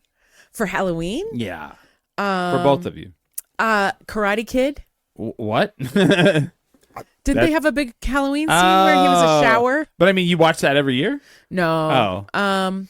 Okay, so full disclosure, I grew up very Christian fundamentalist. And so I was pulled out of school. Got it. For Halloween. And completely? The day of? Like no parade, no costumes, no trick-or-treating. My mom would take us to McDonald's when she pulled us out of school. But I went to like church trunk or treats and alternative things where you had to go as like Peter's fishing net, for Halloween. And so I mean it was like so stupid because it was like all the stuff with Halloween. And also, I think at one point I was really little and I was like, if we believe in God, don't we also believe in the devil? Oof. That didn't go over very well. Did you get backslapped? No. You're like, I think I got a 2-hour lecture from my dad, but with Bible verses. You won Sunday school. You're all I won. So I never came to back. Halloween late in life. Well, but still, do you watch certain things every year? I'm not a horror person. But well, I'm not. No, so I'm not really a. I'm not either. Yeah. I'm not really a Halloween person. Really? I mean, I love it. So, but I don't know. What about you? I watch, and it's way out of date. Like it's like a movie that like is so dated. I watch The Crow every year. Like the Brandon Lee. Oh yeah. No, I don't watch the Edward Furlong one. Why? It's a good one. No, it's not. Yes, it is. Which one did he die on? Which one? First, the Crow. The Crow. He grew on. Okay. He wasn't in the sequels. Well, with AI, AI, gonna he be- could, he could. But I will tell you this: like, so there was a time we flew into Seattle, and it was my first and only time in Seattle, and we were there for like the afternoon, and then we were driving up to Bellingham, Washington. And my friends What like, were you doing in Bellingham? That's I had two friends that were there because one went to college. Oh, okay. He decided to do his like master's there, and so we went to visit. And so we were in Seattle, and they were like, "Well, what do you want to do?" And I was like, "Well, I want to get whatever." There's like a pizza place that everyone talks about, so I want to do the pizza. And then I was like, "I don't know." And I was like, oh, "Bruce Lee's buried here, right? Let's go see Bruce Lee's grave, right?" And I was like joking, and then they were like, "Oh, okay, let's do it." And then we went and found it. And as we're walking up, I had forgotten that Brandon was also there. And like as I'm walking up, it like hit it me. hit you. Oh And no! I was like, "Oh gosh." The Oh. gravity of the heaviness of the situation. It was Yeah. like, there is Bruce Lee, the legendary fucking martial artist that like even people who were like, well, Bruce Lee really couldn't fight, or but he was great. But he was great. You know, they still like to this day he's like up on a pedestal. When I was a kid, he was like pedestal. He made Jeet Kune Do, right? Yeah, and then and then I'm like, and then there's Brandon Lee. Holy fuck, Ooh. you know? And then I was like, oh my God, no. they're both here, you know? And I was like, oh, and it turned from this like silly, funny, I'm with my friends having a good time to like all of a sudden we're like, whoa, like this is kind of heavy. And I was We're kind of cool. actually at a freaking Yeah. We're at their cemetery. we're at the cemetery, we're at their fucking grave. And I was like, yeah. So it was kind of cool. But I watch The Crow every year. It's a big one for me. And I was just thinking about that earlier because, you know, I was like thinking of in my mind like different like lines from it. watched- Joanna Pill says Young Frankenstein. Oh, Joe. I have to say hi to Joe. Yeah. She's who I want to be when I grow up. Hmm. She was like a very glamorous commercial Oh. actress in Phoenix, like in the 80s. Frankenstein. And we just did Matilda the musical together. Oh. And she's a really, really cool lady, Yeah. cool lady. That's cool. And so we were two grandmas. We were the two grandmas that had our granddaughters in the show with us. Mhm. And you guys are like, we don't care about that. But I do care about that actually. oh, you put my name wrong. My name is wrong on there. Is it? Yeah. Is it one It's R? 3 R's. Are you serious? Son of a bitch. you're just poking the bear today. Sorry. It's fine. Anyway, hi Joe. You are amazing. And she caught all the dance moves way before I did. Oh. But what did she say? She said Young Frankenstein is her go-to Hollywood Great film. movie. Mel Brooks. Yeah. Gene Wilder. Walk This Way. Remember? He's like, was it Oh yes, yes. who'd have the hump and he would be What like, hump? Yeah. What hump? Yeah. Yeah. Walk Smiley, This you Way. were gonna say like what is your go-to every year? I watch I watch Possession every year. I don't even know what that is. That is an amazing movie. Is that one of those like the couple like what are the couple that like they were like paranormalists and they made a lot of different movies about them? Oh no, Oh, not them. No. Possession's in 1970. Oh, okay. Like it's amazing. It's Mhm. the guy from Jurassic Park. Oh. Sam O'Neill? Sam O'Neill. Sam Neill. Sam Neill? Sam O'Neill? it's not- All right, whose fucking name's up now? I am. That's me. I am. It's Sam Neill. Sam Neill. And, You mean the guy from Event Horizon? and have written Horizon and like every good the Mouth of Madness. He is. Oh, I forgot about that movie. He is so good, and that movie is just. Yeah. It is out of hand, like art house horror. Well, that's like the people under the stairs. And it disturbs me every Possession, huh? single time. Have you ever Like, seen the people under the stairs? Of course I have. I love That is movie. such a fucking weird horror film. Like I rewatched it as a grown up, like cuz I watched it as a kid. Have you ever seen that movie? No. It is very I don't know how to explain that movie. Smiley, do you know how to explain that movie? It's like a horror movie in the ghetto.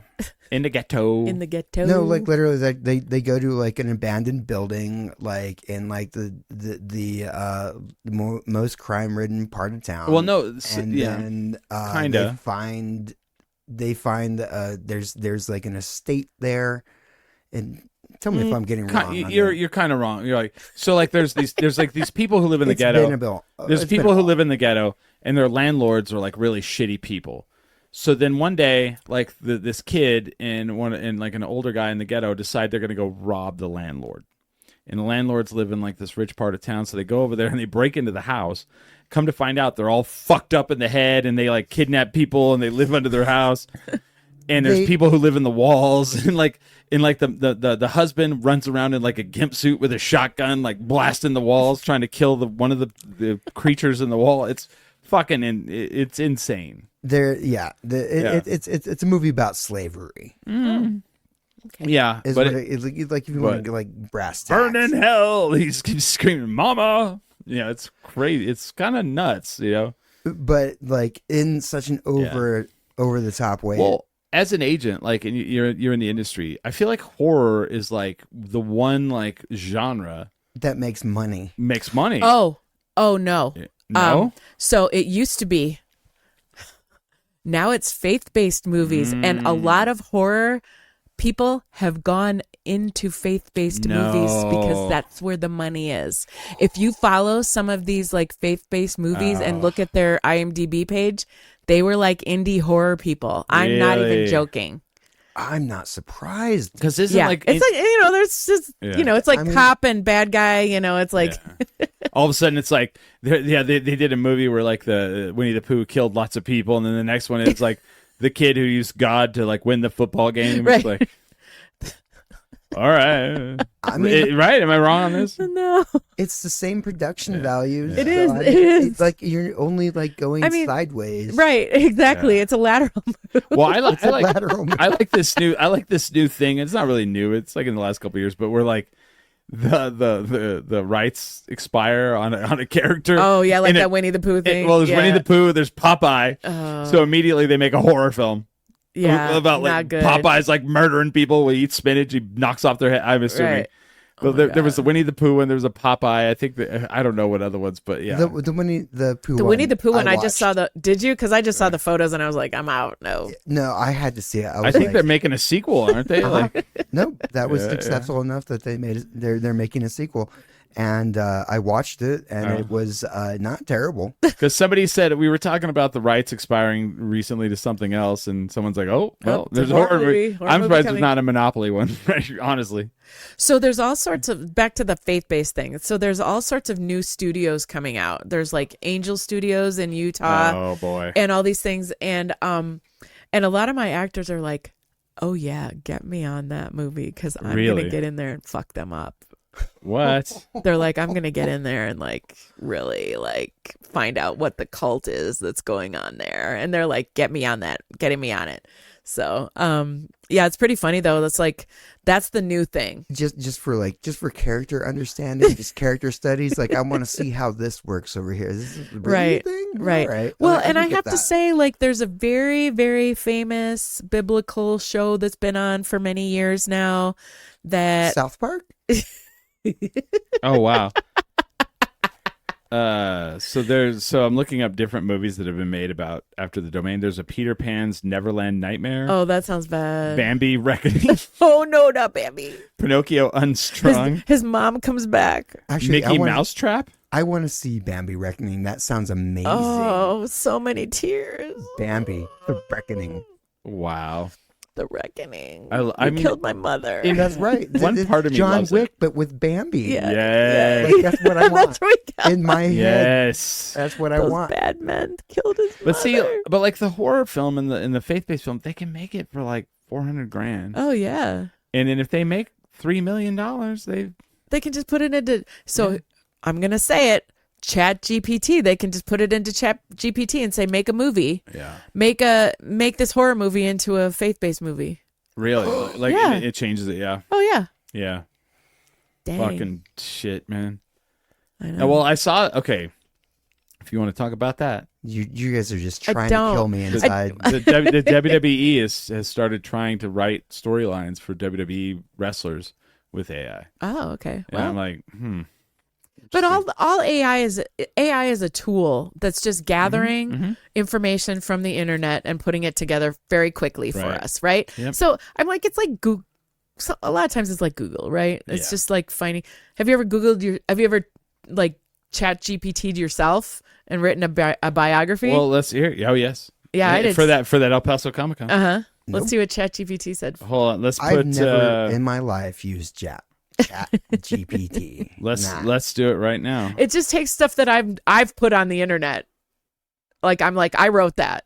Who is Chris Burnett Not gonna happen. from Albuquerque? I enjoy writing. I can do that myself. I agree with you.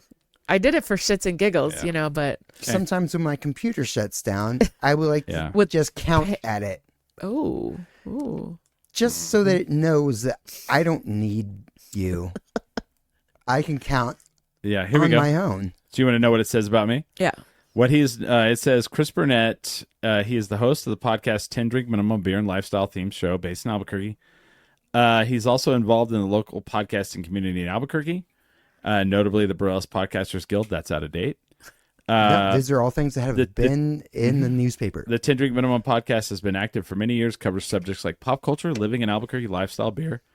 He seems to have a local presence in Albuquerque's media podcast scene, especially within the Podcasters Guild. I do not, meaning he's somewhat of a local figure in that community.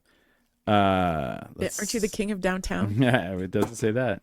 Somehow. All right, Because that was never published anywhere. who is James Smiley? Fuck Here you. we go. Don't do that. ALB. There's like ...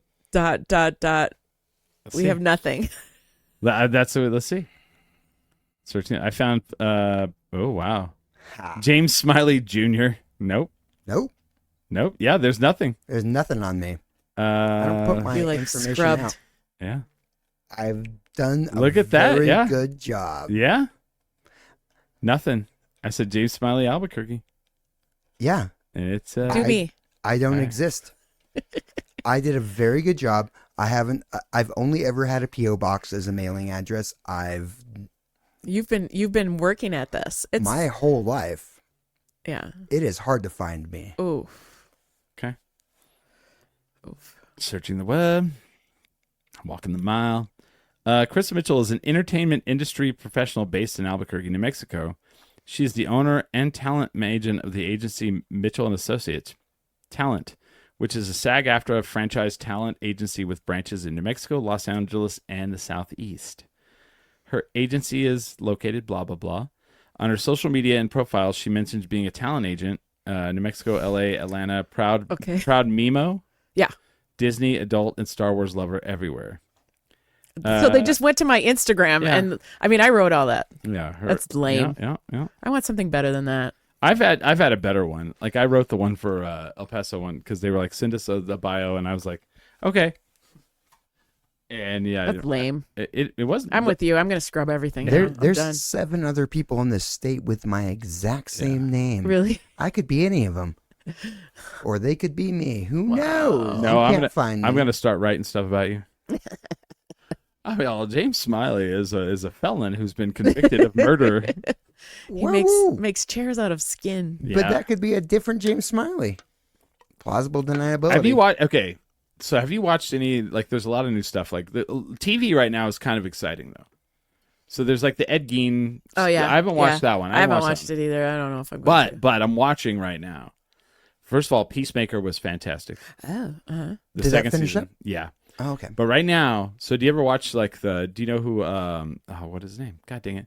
He did the sketch comedy show. I think you should leave. Tim Robinson. Oh, did you see Friendship? I did watch it and I didn't like it. I liked Paul Rudd's character. Yes, but I feel like Friendship is like I think you should leave sketch without the comedy. It's like it's only the awkward because I think you should it's leave. all the cringe. Yeah. So a new show started on HBO Max called The Chair Company. Yes, I've just started hearing about this. I watched the first episode Mm-hmm. and I'm already like, fuck, this is so fucking good already. And like the premise is the dumbest shit. And you're like, it's like a mystery, right? But it's all about how like he's like high up in this company and he has a big presentation and he does the big presentation and everybody loves it and they're like cheering, the whole audience is, and he goes to sit down in the chair and the chair shatters and he falls down and everybody like starts laughing And so then he's like devastated, and he like goes in his office and he hides under the desk and all this stuff. But the mystery is he starts digging it, like he's trying to he's upset and he's trying to get a hold of the company to tell them that this happened, that made the chair. And it's like, how did this chair? all of a sudden it's like this rabbit hole of this company. Like he can't get a hold of them, and there's no way to get to them, and he and like it's turning into this big fucking and I'm like enthralled. I'm like, oh wow, Wow. And yeah. Yeah. Did you watch The Studio? Yeah, I fucking loved it. Man. So much. Man, on so many levels, like entertainment industry stuff, but just Seth Rogen's character that just cringe. Could not let well enough alone. So I've had so many people who have trouble with it. They're like, I can't watch it. It gives me too much anxiety. And it's like I never thought of that. Yeah, it's like I could definitely see how it would. Yeah. So I've characterized it as like Curb Your Enthusiasm on speed, because it's just like boom, boom, boom. It's just going. And like a lot of, I don't know if every episode is this way, but it's all oneers. It's all oneers. Yeah. And then the fact that one of the episodes was about a oneer. About a oneer. That they made in a oneer. It's like a little too meta. Bryan Cranston. Oh my God, he's so good. Dave Franco. But Catherine Hahn chews up the scenery. She's so... And she's like, what the fuck are you doing? She's like so many people in LA that just go by every name brand thing, and it's totally racially inappropriate, and it's like, dude, that whole episode where they cast the Kool-Aid Man. oh my God, and they're like, it's got too many black people in it now. Now we've got too many. And then at the end, the twist is the best. I don't want to ruin it for anybody who's ever seen it, but it's the twist, well worth all the awards it got. Ice Cube is like, what the fuck? And that one's fantastic. That's a good one. The Dave Franco stuff. He's like, what happened to you? They beat the shit out of me. Yeah. And what was it about the Hollywood buffet? They kept talking about the Hollywood drugs, the drugs, all the drugs. I was going to ask you guys this before I even came on here. Like, what do you watch? What did the two of you watch when you're like, I just need to sit down and chill out and comfort? What's your comfort show? I don't feel like Smiley has a comfort show. He doesn't like to be comforted. Do you know what a comfort show is, Smiley? It's work. Like when let's say you're cooking. Fun. You're cooking and you put something on that's in the background as noise. Or you have to send emails and you're just sitting down and you're like, I got to put something on. Any Agatha Christie. I have several. Hercule Poirot, the original series. Mm-hmm. I will definitely watch that. Law and Order, especially like the first 5 seasons where I am the law. That the prosecutor's character on that is Sam Waterston, and he's just amazing. He is so good on that, and he narrates everything. Like, you don't even have to look at the television; you know what's going on because he is absolutely playing a lawyer, and so he's saying everything, so you can do other stuff. That's cool. What about you? I have several. Office, 30 Rock, Parks and Rec. Yep. But Wheeler Dealers, which is a British car show where they one guy finds the car and buys it, and then the other guy fixes it and then they sell it. I loved just having that on the background when I'm sewing on a patch or something. Seinfeld. Seinfeld's a big one. I love it. I also share the Office, Parks and Rec, 30 Rock thing.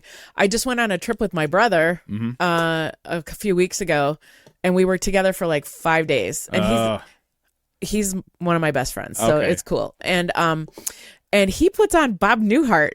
And, oh man! And I was like, Newhart. I haven't seen Bob Newhart in years. It's so presentational and theatrical, like they're just shouting to the audience, basically. But it is so funny, and it's still funny. And it's been decades. He's my favorite comedian. All my timing, everything I get is from that show. And all of the periphery characters are just is that the I'm Daryl's my other brother? No, that was the other Bob Newhart show but this is the one with Suzanne Plachette and Bob Daly and all of his. He was a psychiatrist and Jerry the dentist. When I was a kid, I thought he was serious. I thought it was a serious show. I didn't realize he was a comedian. Oh my gosh. And the timing. Yeah. and the blinking. The timing is amazing. So good. But I've done a. Oh no, Oh, shit. we have a cat in the Oh studio. no, there's a cat and a Shit. dog. No, the dog's fine. Okay, Will you take the cat out? Yeah. is that your cat? Yeah. Oh, okay, good. He's destructive in the studio. Oh. He likes to get it. He'll shut down the podcast. He's like, push the button. Yeah, he knows exactly where to go. And did you hear him? He's like, "Meh, fuck." I know you're gonna. That's cool. That's a good one. Bob Yeah. Newhart. I need it. Okay, because I kind of need some new stuff to kind of. Right. I recently got into Call the Midwife, which is I don't know. Smiley. Yeah. It's a British show. It's gone on for 14 glorious seasons, and it's Oh, I do the IT crowd. Yeah. the IT crowd. Did you try turning it off and turning it back on again? But If you wanna cry all the time, call the midwife. oh my God! But the thing is, everything can be solved with a cup of tea, and it's kind of true. Well, they do You that need on, a cuppa. Yeah. on Wheeler Dealers. He's always like, I brought you this car, and he's all, it's rusted. It's like, everything's bent. It's all over the place. He's all, I know, but I figure you could sort it out. He's all, Yeah, I'll you can sort it out. I'll make you a cup of tea. Right. They're like these women, like, and it's all women, it's all women, and it's like her husband has left, or her husband got syphilis from the brothel, and now she's having a baby, and, or like the baby is going to be a problem or whatever. And all the nurses are like, we'll sort it out. We'll sort it out. We'll sort it. I figure you sort it out. He's all, you're good at this, yeah? Yeah. Nothing a cup of tea won't help. And I'm like, that's right. But you like Maybe a biscuit? it's like every other episode, like you're sobbing. I know, because something but it's a happened. good kind of sobbing for me. It's like a balm. I love it. But I love that you like what did you say? Not Murder, She Wrote. You said Agatha Christie. Yeah. Hercule Poirot, like Yeah. the original run, and Yes. with David Suchet. Oh my God, so good. It's so good. It's so good. Like I cannot. His little I could his little watch that mustache. Yeah. Yeah, I love it. Did you watch The Paper? I was going to ask you about that when you said The Chair. I have not started The Paper yet. I watched it. I loved Donald Gleason. Well, I mean, it's, if you love The Office, it's literally the same people who made it, and then Oscar from The Office. Oscar is on Nunez it. is on it. Yeah. I liked it. Like, I burned through it really fast, and I liked it. And people were like, "Well, it's it's not that." And I'm like, "Well, it's got one season under its belt. Let it Right, The let it Office, air a little The bit. Office first season wasn't Yeah, spectacular. right. The Parks and Rec's first season wasn't spectacular. That's right. So let's let it go another season. If they do, I hope they do. But I like it. I can't wait to watch it. I remember like It's good. branching off from the British Office, because I watched the British Office because I'm a Anglophile, right? Yeah. And I remember like what's his face? Hi, I got this cute little dog looking at me. Ricky Gervais said, I'll only do 2 seasons of a show because I lose interest, right? Yeah. Well, I feel like that's a good thing. But yeah, but what was it? There was a show that Stephen Merchant wrote, and all of a sudden I watched that and I was like, oh, that's where the uncomfortableness of The Office came from. It wasn't Ricky Gervais. It was Stephen Merchant that wrote all that stuff that you're like, oh. Was it the one where he was in it? Yeah. What was that show? He played an agent. Yeah. Was it Extras? Or extras. I remember extras. Maybe. but No, that was way he had a after. show where he was like the main character. yeah, and Liam Neeson was one of his actors. Yeah. Am I getting several shows mixed up? I don't know. But I remember watching something that's a show that Stephen Merchant wrote, and just being like, oh, it wasn't Ricky Gervais. Ricky Gervais has a certain style, but Stephen Merchant was the one where you're like, oh, this is really hard to see. You know what I watched recently, and I've turned my coworkers onto it, and they all like went home that night and watched like at least 5 episodes of the show. It's on Netflix. It's called Boots. Boots? Have you heard of this? Yes. Have you heard of it, Smiley? So it's based on a Netflix book. is too expensive. It's based on a book, right? And it's about this kid who goes through Marine Corps boot camp in the 90s, and he's gay.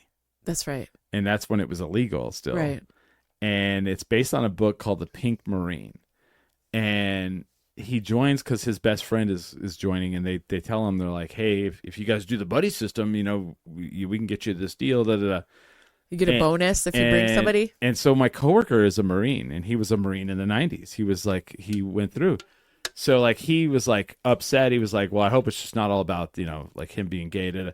And like it's not. It's like it's really like it's a show you can watch 5 episodes real like and be like, holy shit, what time is it? Like it's fuck. 1 a.m. Yeah. And it's only a like so far. Well, we don't know, but the book, the book is they do the whole book in 1 season. And it's fantastic. And like you get to know, like there's 2 brothers who are twins, and one is like in hella shape and the other's fat. and like they hate each other. Wouldn't you hate to be the fat twin? Oh, dude. But it's not good. But how it all turns out is like holy shit. I don't know. I watched Twins, and I would kill to be Danny DeVito. Well, but like there's a whole thing where like you're like, I don't know, is like who else is gay? Who else is it like the higher up drill instructor? There's like a whole like it opens the box. And it's like this whole thing and you like my friend who like I said was a Marine in the 90s. I was like, how much like boot camp was and he goes, it was a lot. It shows a lot like what it's like. And so maybe the writer might have gone through this. No, it was. It's the guy that wrote it was the kid. Yeah. Oh, okay. It's called The Pink Marine is the book. Oh, so he's the writer of the show too? I don't know that, but like they based it off his book, and so it's about his life. And his fucking mom is insane too. She's like he's like, Mom, I'm going to Marine Corps boot camp. She's like, whatever. So can you bring some milk home? He's like, I'm going to Marine Corps boot camp. She's like, you're always drama. And then weeks later, she's like, where's blah, blah, blah. And they're like, he went to boot camp. Yeah. And then she realizes it. And then she's like, oh my God.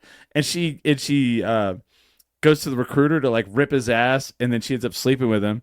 And then he puts her on to like a support group for Marine moms. And then she goes and she figures out that it's for Marine moms that their sons have died. Oh, dang. And so they think her son has died. Oh, no. And so then like so she has to carry this. Nope. Oh. She uses it to her advantage to sell them Avon. I'm telling you, it was fucking good. I was like, this is fucking great. Awesome. Side note, I have a friend, I will not name this person, whose mother in the 80s signed him up for boot camp. What? And told him it was a summer job. Oh my. No. And he went into the National Guard and did not know. That's how bad his mom was. Anyway. She thought that was a summer job. Yeah. Oh, I don't know. Yeah. Wow. And he was just like, why am I on this bus? But I will give 100% of my approval to people to watch this show. Okay, that's good. It's so good. And then it ends like someone's like, I'm not gonna say it ends, but like it could either end and be done, or they could do another season. That's cool. You're like, oh yeah. Fuck yeah. And it's interesting, like if you think about kids today who are very you can't say that. Right. Or I'm oh, it's very politically incorrect. Yeah, which is good. Because I keep telling all these kids, like, you don't have to label yourself. You don't have to say it. You don't have to decide who you are at 12. You don't have to say this or that. Have you watched The English Teacher? No, I've heard it's good. It's talk about wokeness and the guy that plays the English teacher wrote it and directed it. He's amazing. And these kids are like, what's it on? Hulu? I don't know. It's like NBC or something, but it's on Hulu. Okay. Yeah. But these kids are like, you can't ask me that. Like he'd be like, are you ready to take the test? And they're like, you're not allowed to ask me that. And then there's this gym teacher who, and it's modern day, so PE teacher. Yeah. He's the total un-PC, dude. Still, yeah. And he's the one that fixes everything. He fixes it all.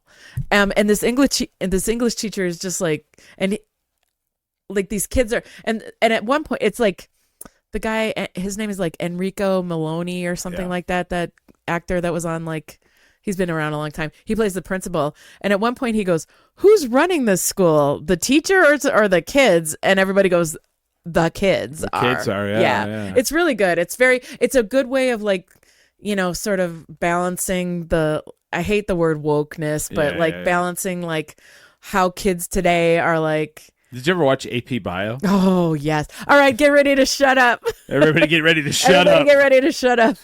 And they're like, are you going to teach us? He's like, no. No, we're going to figure out how to get my nemesis fired from Harvard. Yeah. Have you seen that show, Smiley? Yeah, It's a good one. that's Okay. Glenn Howard. He's like, well, we're going to get this teacher to love me. He's all, she's definitely attractive. Yeah. I'm attractive. Hey kids, I got a new assignment for you today. Yeah. What do you think about the new teacher? Yeah, go find out. But one of the things Find that I everything you love can about her. Yeah. one of the things I love about shows like this is the secondary characters. Yeah. Have yeah, to be yeah. good. Yes. Like all the teachers and I'm you gonna know. watch it because like I'm all about that, like, because I love like The Office and and it's because all the characters are fucking phenomenal, right, and they're fully formed Yeah, and they're not betrayed. We don't get betrayed by them like they are. Yeah. So all right, I'll check it out. I've seen Yeah. it, and I was like, okay, that's probably on the list. I'll Yeah. put that there. Do you watch Platonic? I loved Platonic, except Huh?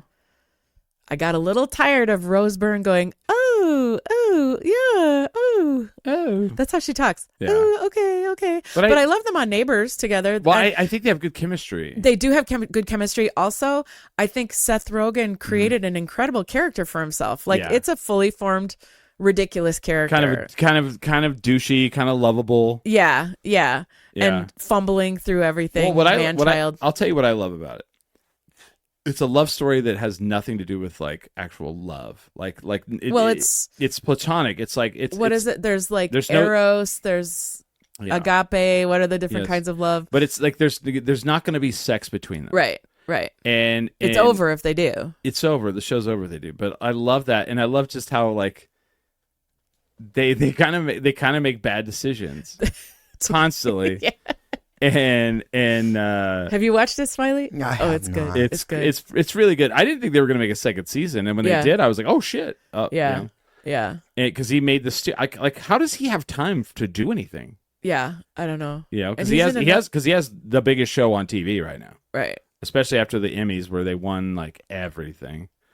Back to the studio, they recreated the entire Golden Globes for that episode. Really. They recreated Is it that whole scene like the with Sal have you- Saperstein. Have you watched it, Smiley?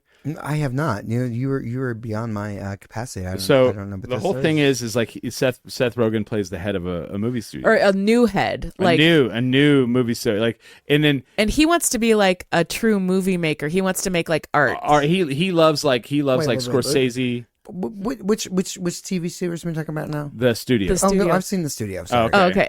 I was gonna say We're jumping around. Yeah. Yeah, you've been jumping around a little bit. Sorry. here. But, like- I'm a which one of What these I love, characters- what I love that like he's just all he wants is for her to say his name on TV so his mom could hear it And he makes really, really bad decisions and Yes! won't let it go. Won't let it go. constantly. Was it Zoe Kravitz? No. Yeah. I've met Zoe Kravitz. Have you? I have. Was she nice? Very nice. Did she I, say your name? I yeah. Do you don't remember your name? know. I mean, probably. I mean, we so here's the story of Zoe Kravitz. So a friend of ours, a mutual friend of ours, is like, "Hey, you want to go to Anodyne with me tonight?" And I was like, "Absolutely." And because why wouldn't I?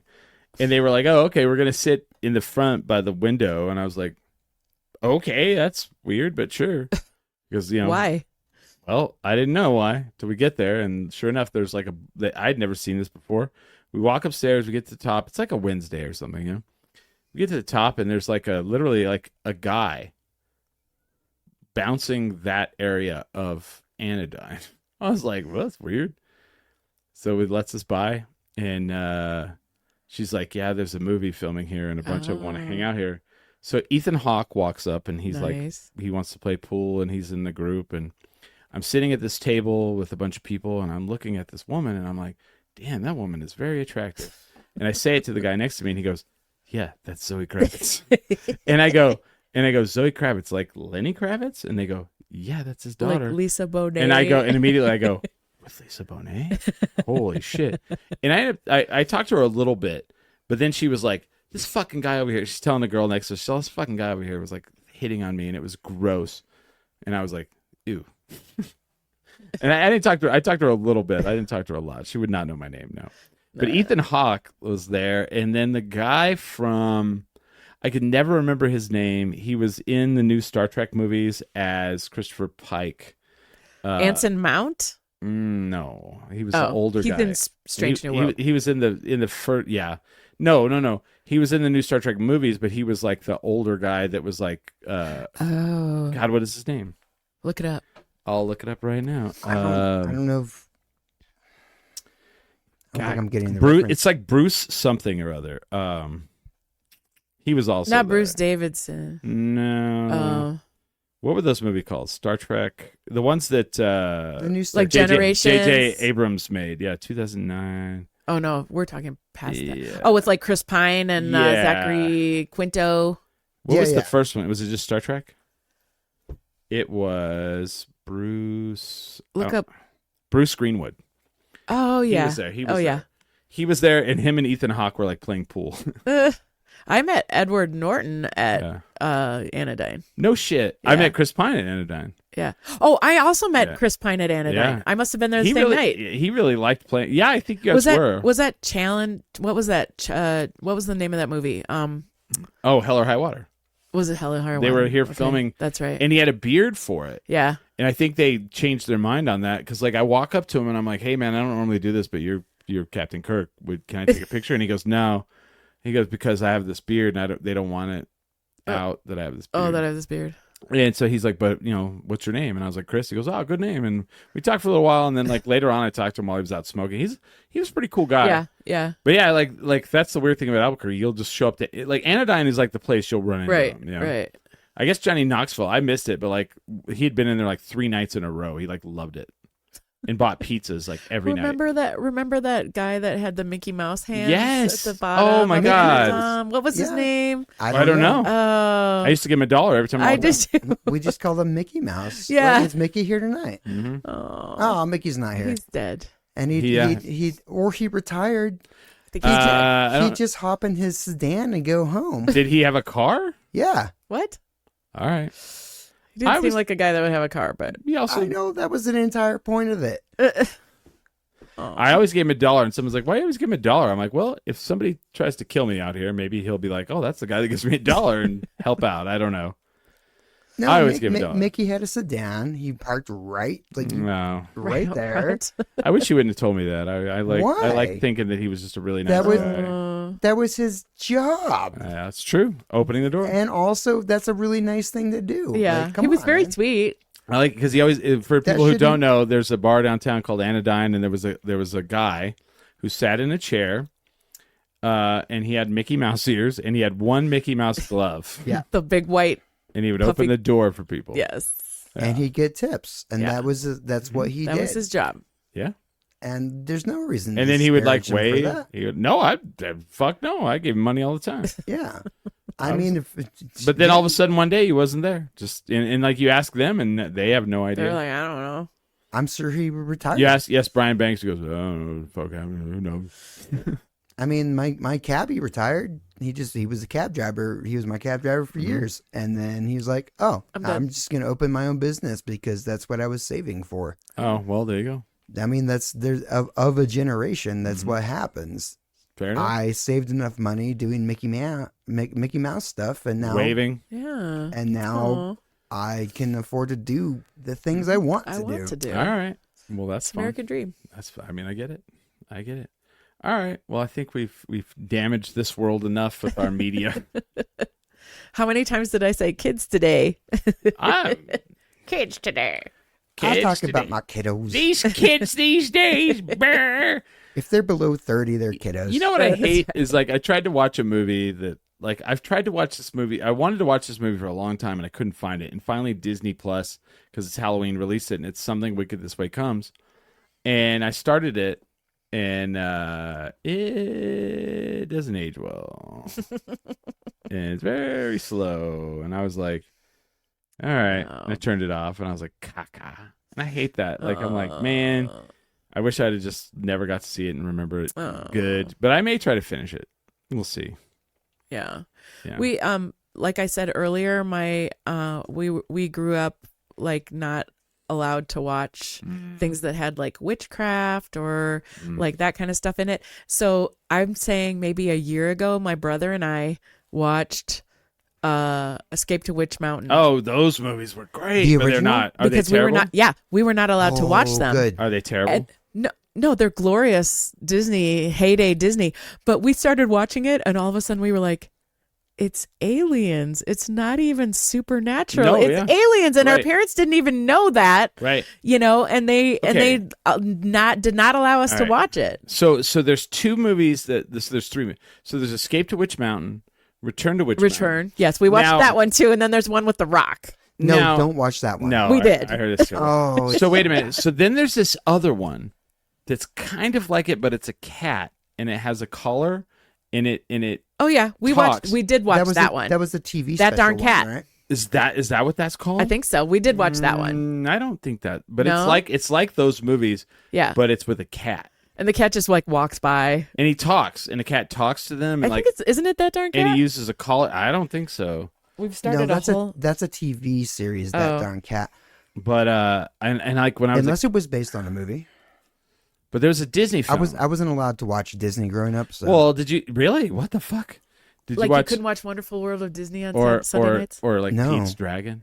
no, it We was did too- watch Pete's Dragon. It was too religious. Everything's beautiful in this world. According to my according to my mother, it was Let's too see. religious. So I would.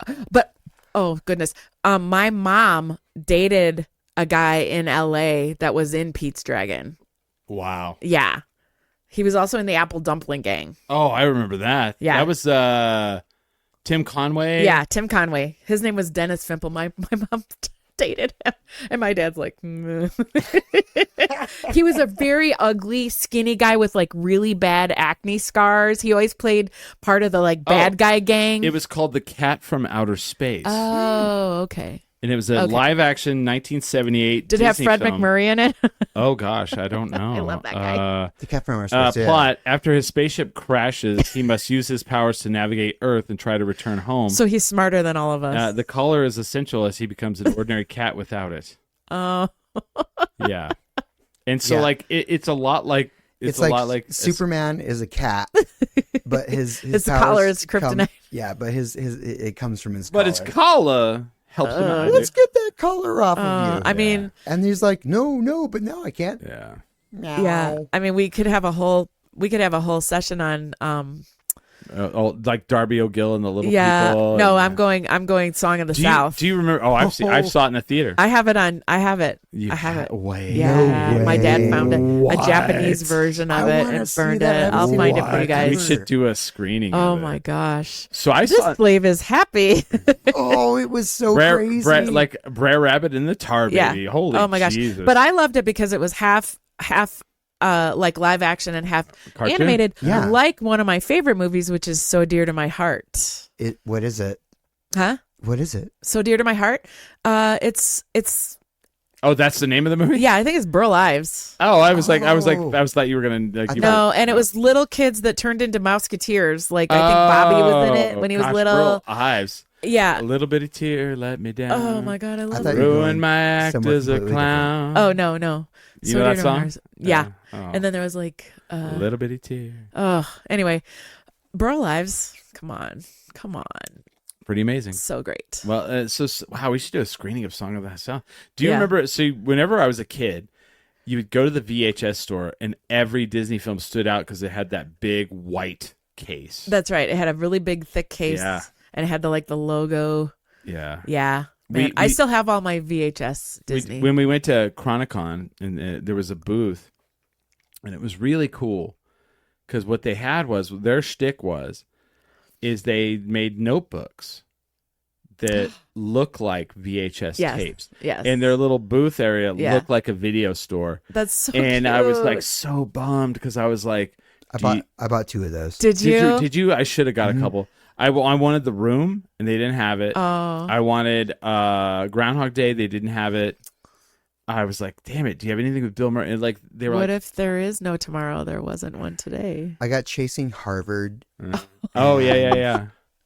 I love that movie. It's That's just good. it's so good. I got And no one watches a fancy little purse for going to like movie premieres. That's the Little Mermaid cover. Oh, nice. Yeah, it's like on a fancy little chain and stuff. That's cool. But I love people that make stuff like that. Yeah, because I was like, it's a notebook. I use notebooks at work all the time. Yeah. And I wanted very specific ones, and they were like, and I was like, you don't have the Groundhog Day? And he goes, no, it sells out very quickly. I was like, yeah, okay. He's like, I had that. It's gone. Yeah.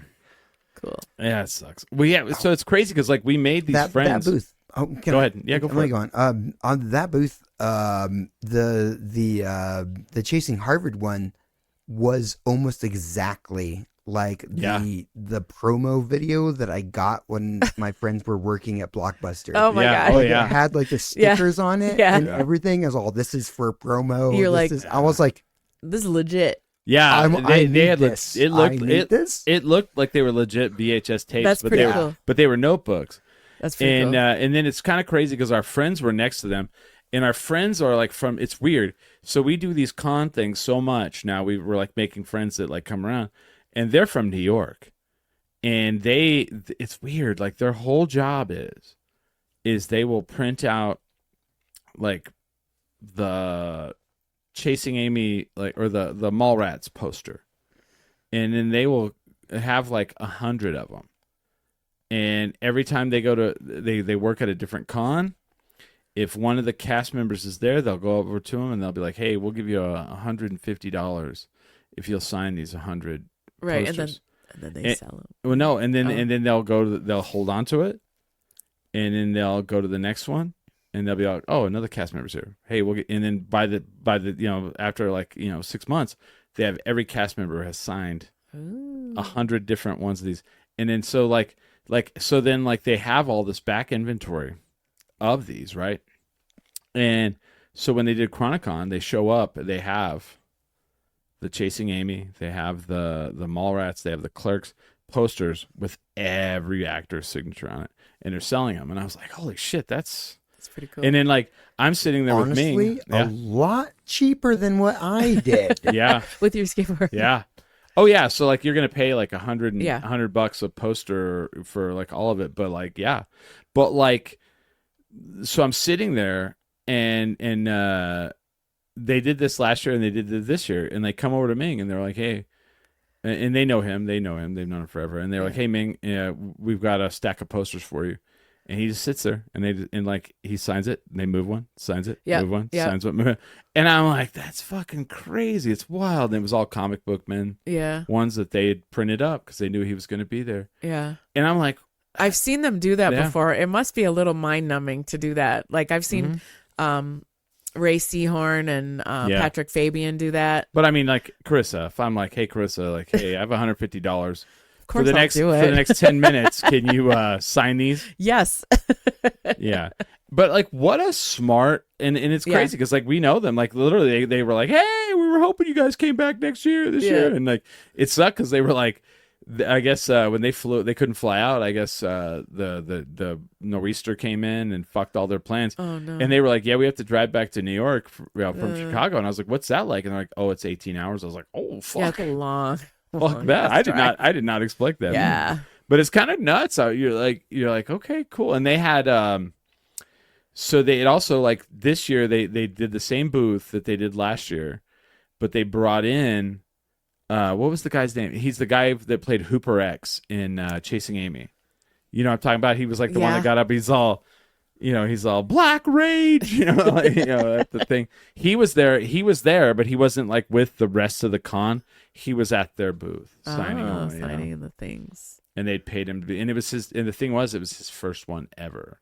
Oh, I didn't know that. Yeah. And That's they were, pretty cool. because he was like, "I don't know about this." And the thing that kind of is cool, but kind of sucks probably is he got a lot of traction there. And he's probably going to think that that's how all of them are, and it's not going to be for him. Yeah. Because Ming, here's the thing, Ming was Ming, I've done lots of cons with him. And some cons, he doesn't get very many people. Some he gets a pretty good amount of people. At Chronicon, Ming was what I expected to make in the weekend. Ming the King. He goes, I made that in 2 hours. Dang. He was and I was like, yeah, because this is your audience. Right. They're here to see you. That's amazing. they're here to come to your booth and do shots of Yeah. Malort, you know. and there was a lot of times I have to like text him and be like, there's people here that want your autograph or picture or whatever.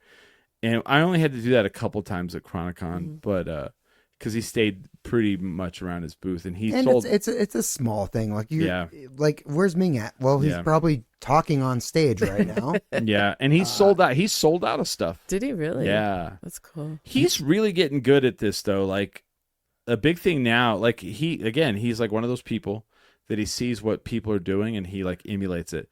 So now his big thing is he's taking screenshots from the TV show Comic Book Man, and he's turning them into sports cards with stats on the Cute. back. I like it. And then he signs them. And immediately one of my coworkers was like, "Oh, did you see what Ming's doing? He's doing sport cards." He's like, "Can you get me one of those when you're there?" I'm like, "Yeah, yeah. I can." Yeah. And I did. I got him one. And so yeah, it's kind of neat, like what you can do to kind of keep elevating the fan experience. That's you know? right. And And people fly all over the country Yeah. to meet people. Uh-huh. Oh yeah.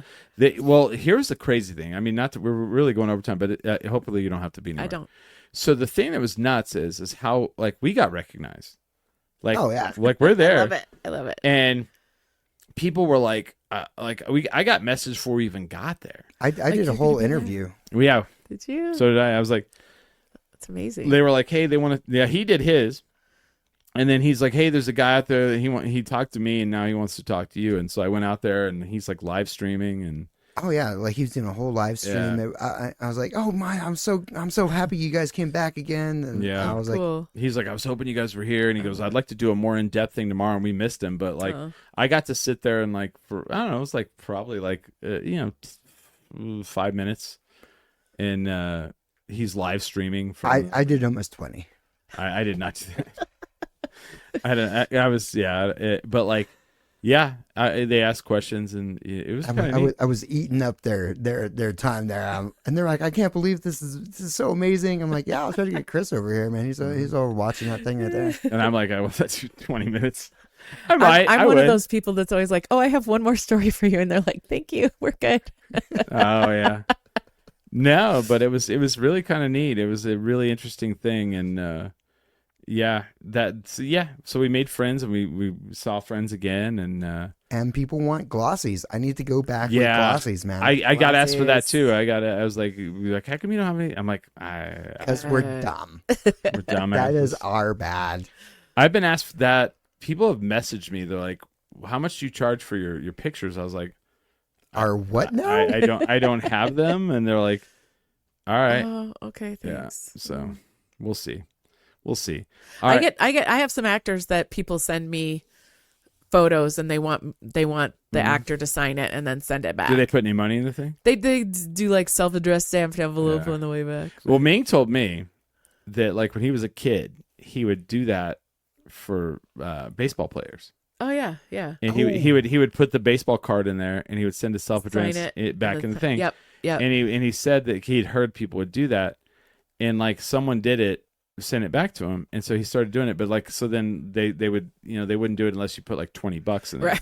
But Gotta grease the wheel a little. But I mean, if you get the right person and they do it, you're worth money. yeah, I mean, they are. Yeah.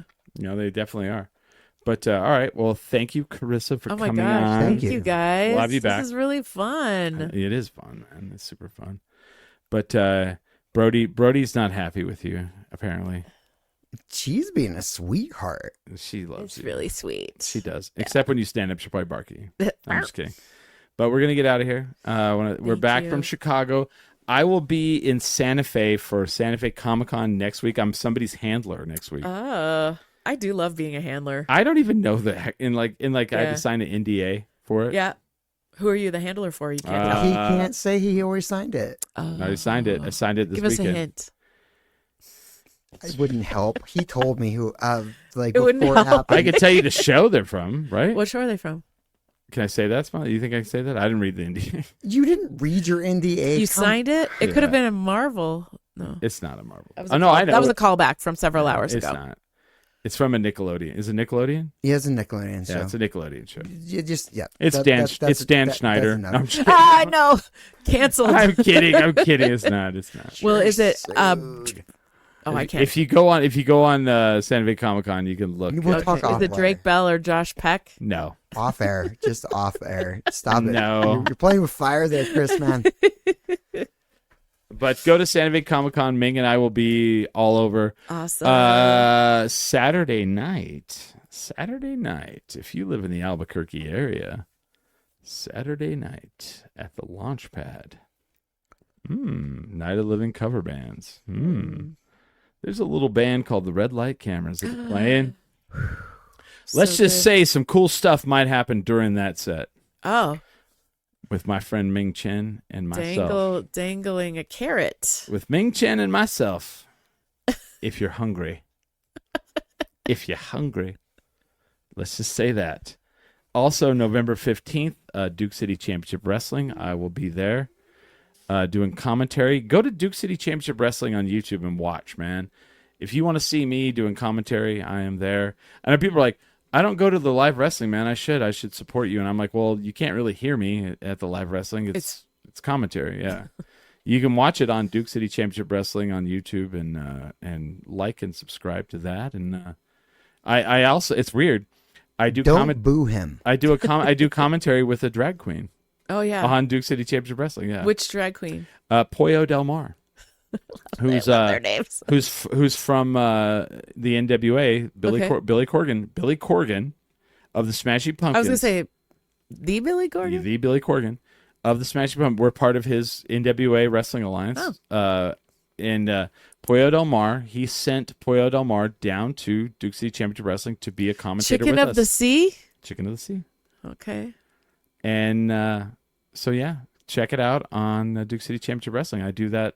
You can watch several videos, and I'm the commentator for that. Nice. So. And then hopefully at some point, Carissa and I will be back. Yes. As Almost AAA Cabaret. Hopefully. Celebrity judges. Yes, super judgy. This is you are Chris. good at judging people. Go for it. I hear this is Chris. I don't buy it. I never have said that one time. Smiley. Are you ready for Carissa? First of all, I love your outfit from head to toe. I love it. You're the best. You're so sexy. You're who I wish I could be. You're so sexy. I love it. Now now Carissa, after many cocktails and doing judging. Oh my God, you're so beautiful. I have a girl boner for you. I have a girl boner for you. I mean, Amanda Michon, come on, who doesn't? Oh yeah, that's true. I wasn't at that one where she had balloons. I was not She there. did burlesque where she popped balloons that had Oh, graffiti. no way. I missed Graffiti. that one. I was out What's of town. that called? I was out of town. Oh for my that one. gosh. I was out of town. I'm always about their, like, they make their costumes and they're so creative. Like, I do love their costumes. Carissa, I was out of town doing one of the many things that I do for free. Fancy. For free. When you missed Amanda Michon popping your balloons. Yeah, I was out of town doing free work. Let's get you paid for that. Yeah, let's do that. But all right, well, thank you for coming on. Thank you for having me. We're going to This was start fun. bringing on Carissa more on a regular basis, like every couple months. We're going to start doing that because I like having my friends and I like enjoy. He called me his friend. You are my friend. Oh, I love it. You do you not think that? Oh, I not do, just but work I just thought it was friends. just me. That's why Brody likes you, because I was like, Brody, this is my friend. And she's Yes. like, oh, okay. Okay, you're all right. And then I gave her $1. She put it in her pocket. She got a lot In of her money. little dog pocket. A little dog pocket. Yeah. Is that where that collar came from? That fancy collar she's wearing that makes her talk. Diamonds. But when she takes that collar off, she's a regular dog. All right, we're gonna get out of here. Do you have anything to promote? No, no, just You did. Well, one of the times we gotta talk about Matilda. I didn't get to get out. Oh my gosh, I was upset about that. I really wanted to see it. Doug and Kristen put the board members in as the parents in the opening number, which meant we had to do a dance and sing. Good. And there were little kids, teenagers, and older adults. And the teenagers were so mad at the little kids and us adults. At one point, one of the teenagers came up to me and she said, "Do you even know the dance?" This was like Tech Week. And I'm like, "I don't know. Does it look like I know the dance?" First of all, Kind fuck of you. AKA, you're ruining this for us because we're very. First of all, get the fuck out of my face. I practiced this all week. Are you I know, even trying?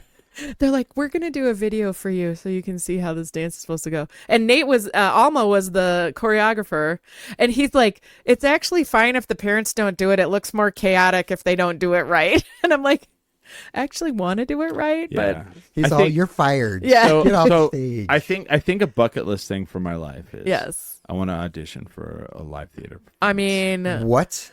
wow. I have to tell you, That's a lot, I have to dude. tell you, it looks easier than it I've is. I've done it before. I know, I did have it when too. I was a kid. But you learn a lot about yourself, I believe it. and you have to push yourself. And I don't know believe how it. actors. I don't know. Yeah, but I want to. I got it out of my system. For I'm a just while. saying audition. I'm not gonna. I may not get the part.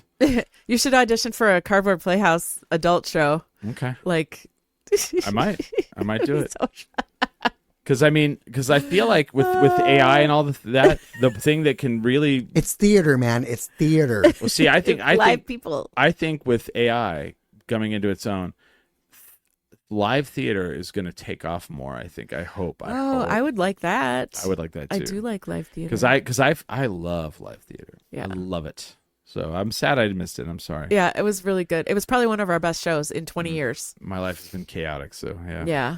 We're doing Descendants next. Really? Okay. Yes, Descendants the musical. All right. Well, we'll see. I don't know if I could do a musical. Musical's different because that's like singing, and I don't know if I could do that. I did a lot of singing in Chicago. I like how that's your cutoff over there. He's I'm like, like, nope. you have no. Oh man. I did a lot of singing when I was in Chicago, thought I didn't I? could do a You did a theater lot of show too, karaoke. man. What's did- your go-to karaoke song? Well, I did 2 karaoke songs. This is true, actually. Okay. I got video of it. I haven't seen the video. I've not seen Sweet it all. Caroline. Nope. and Nope. Living on a Prayer. Nope. You're way off. Give me a decade. 1970s for one, and then current for the other. But he was a backup on the second. I was back up on one, but I was a backup to prop up the singer because she was nervous. Oh. And she killed it. And though. this He is did all great. this is all in a lesbian bar, by the way. Oh. We did not know that at the time. I did. I was like, I did not. I fucking clearly knew because like CJ's, oh man, look at those tall hot women. I should go hit on them. And I was like, I don't Dude. think that's gonna work, dude. And I was like, they're holding. And I was like, so I did. Yes. Tight fitting jeans by Conway Twitty. Oh my God. Okay. Wow. Yeah. Okay. And then I was points. back up on Pink Pony Club Chapel Roan. Try to find us by the faded denim clothes she wore. I'll give you Conway But I knew Twitty. she'd never been inside a bar before. Yeah. I I grew up with that. Yeah. Yeah. I love that.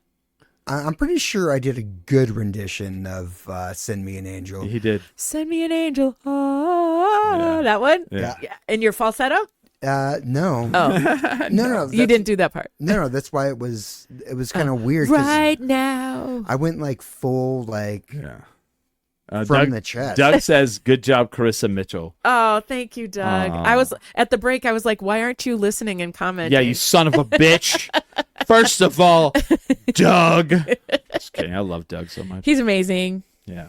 He's All amazing. right, we got to get out. You should have him on. I would love to have Doug on. You should.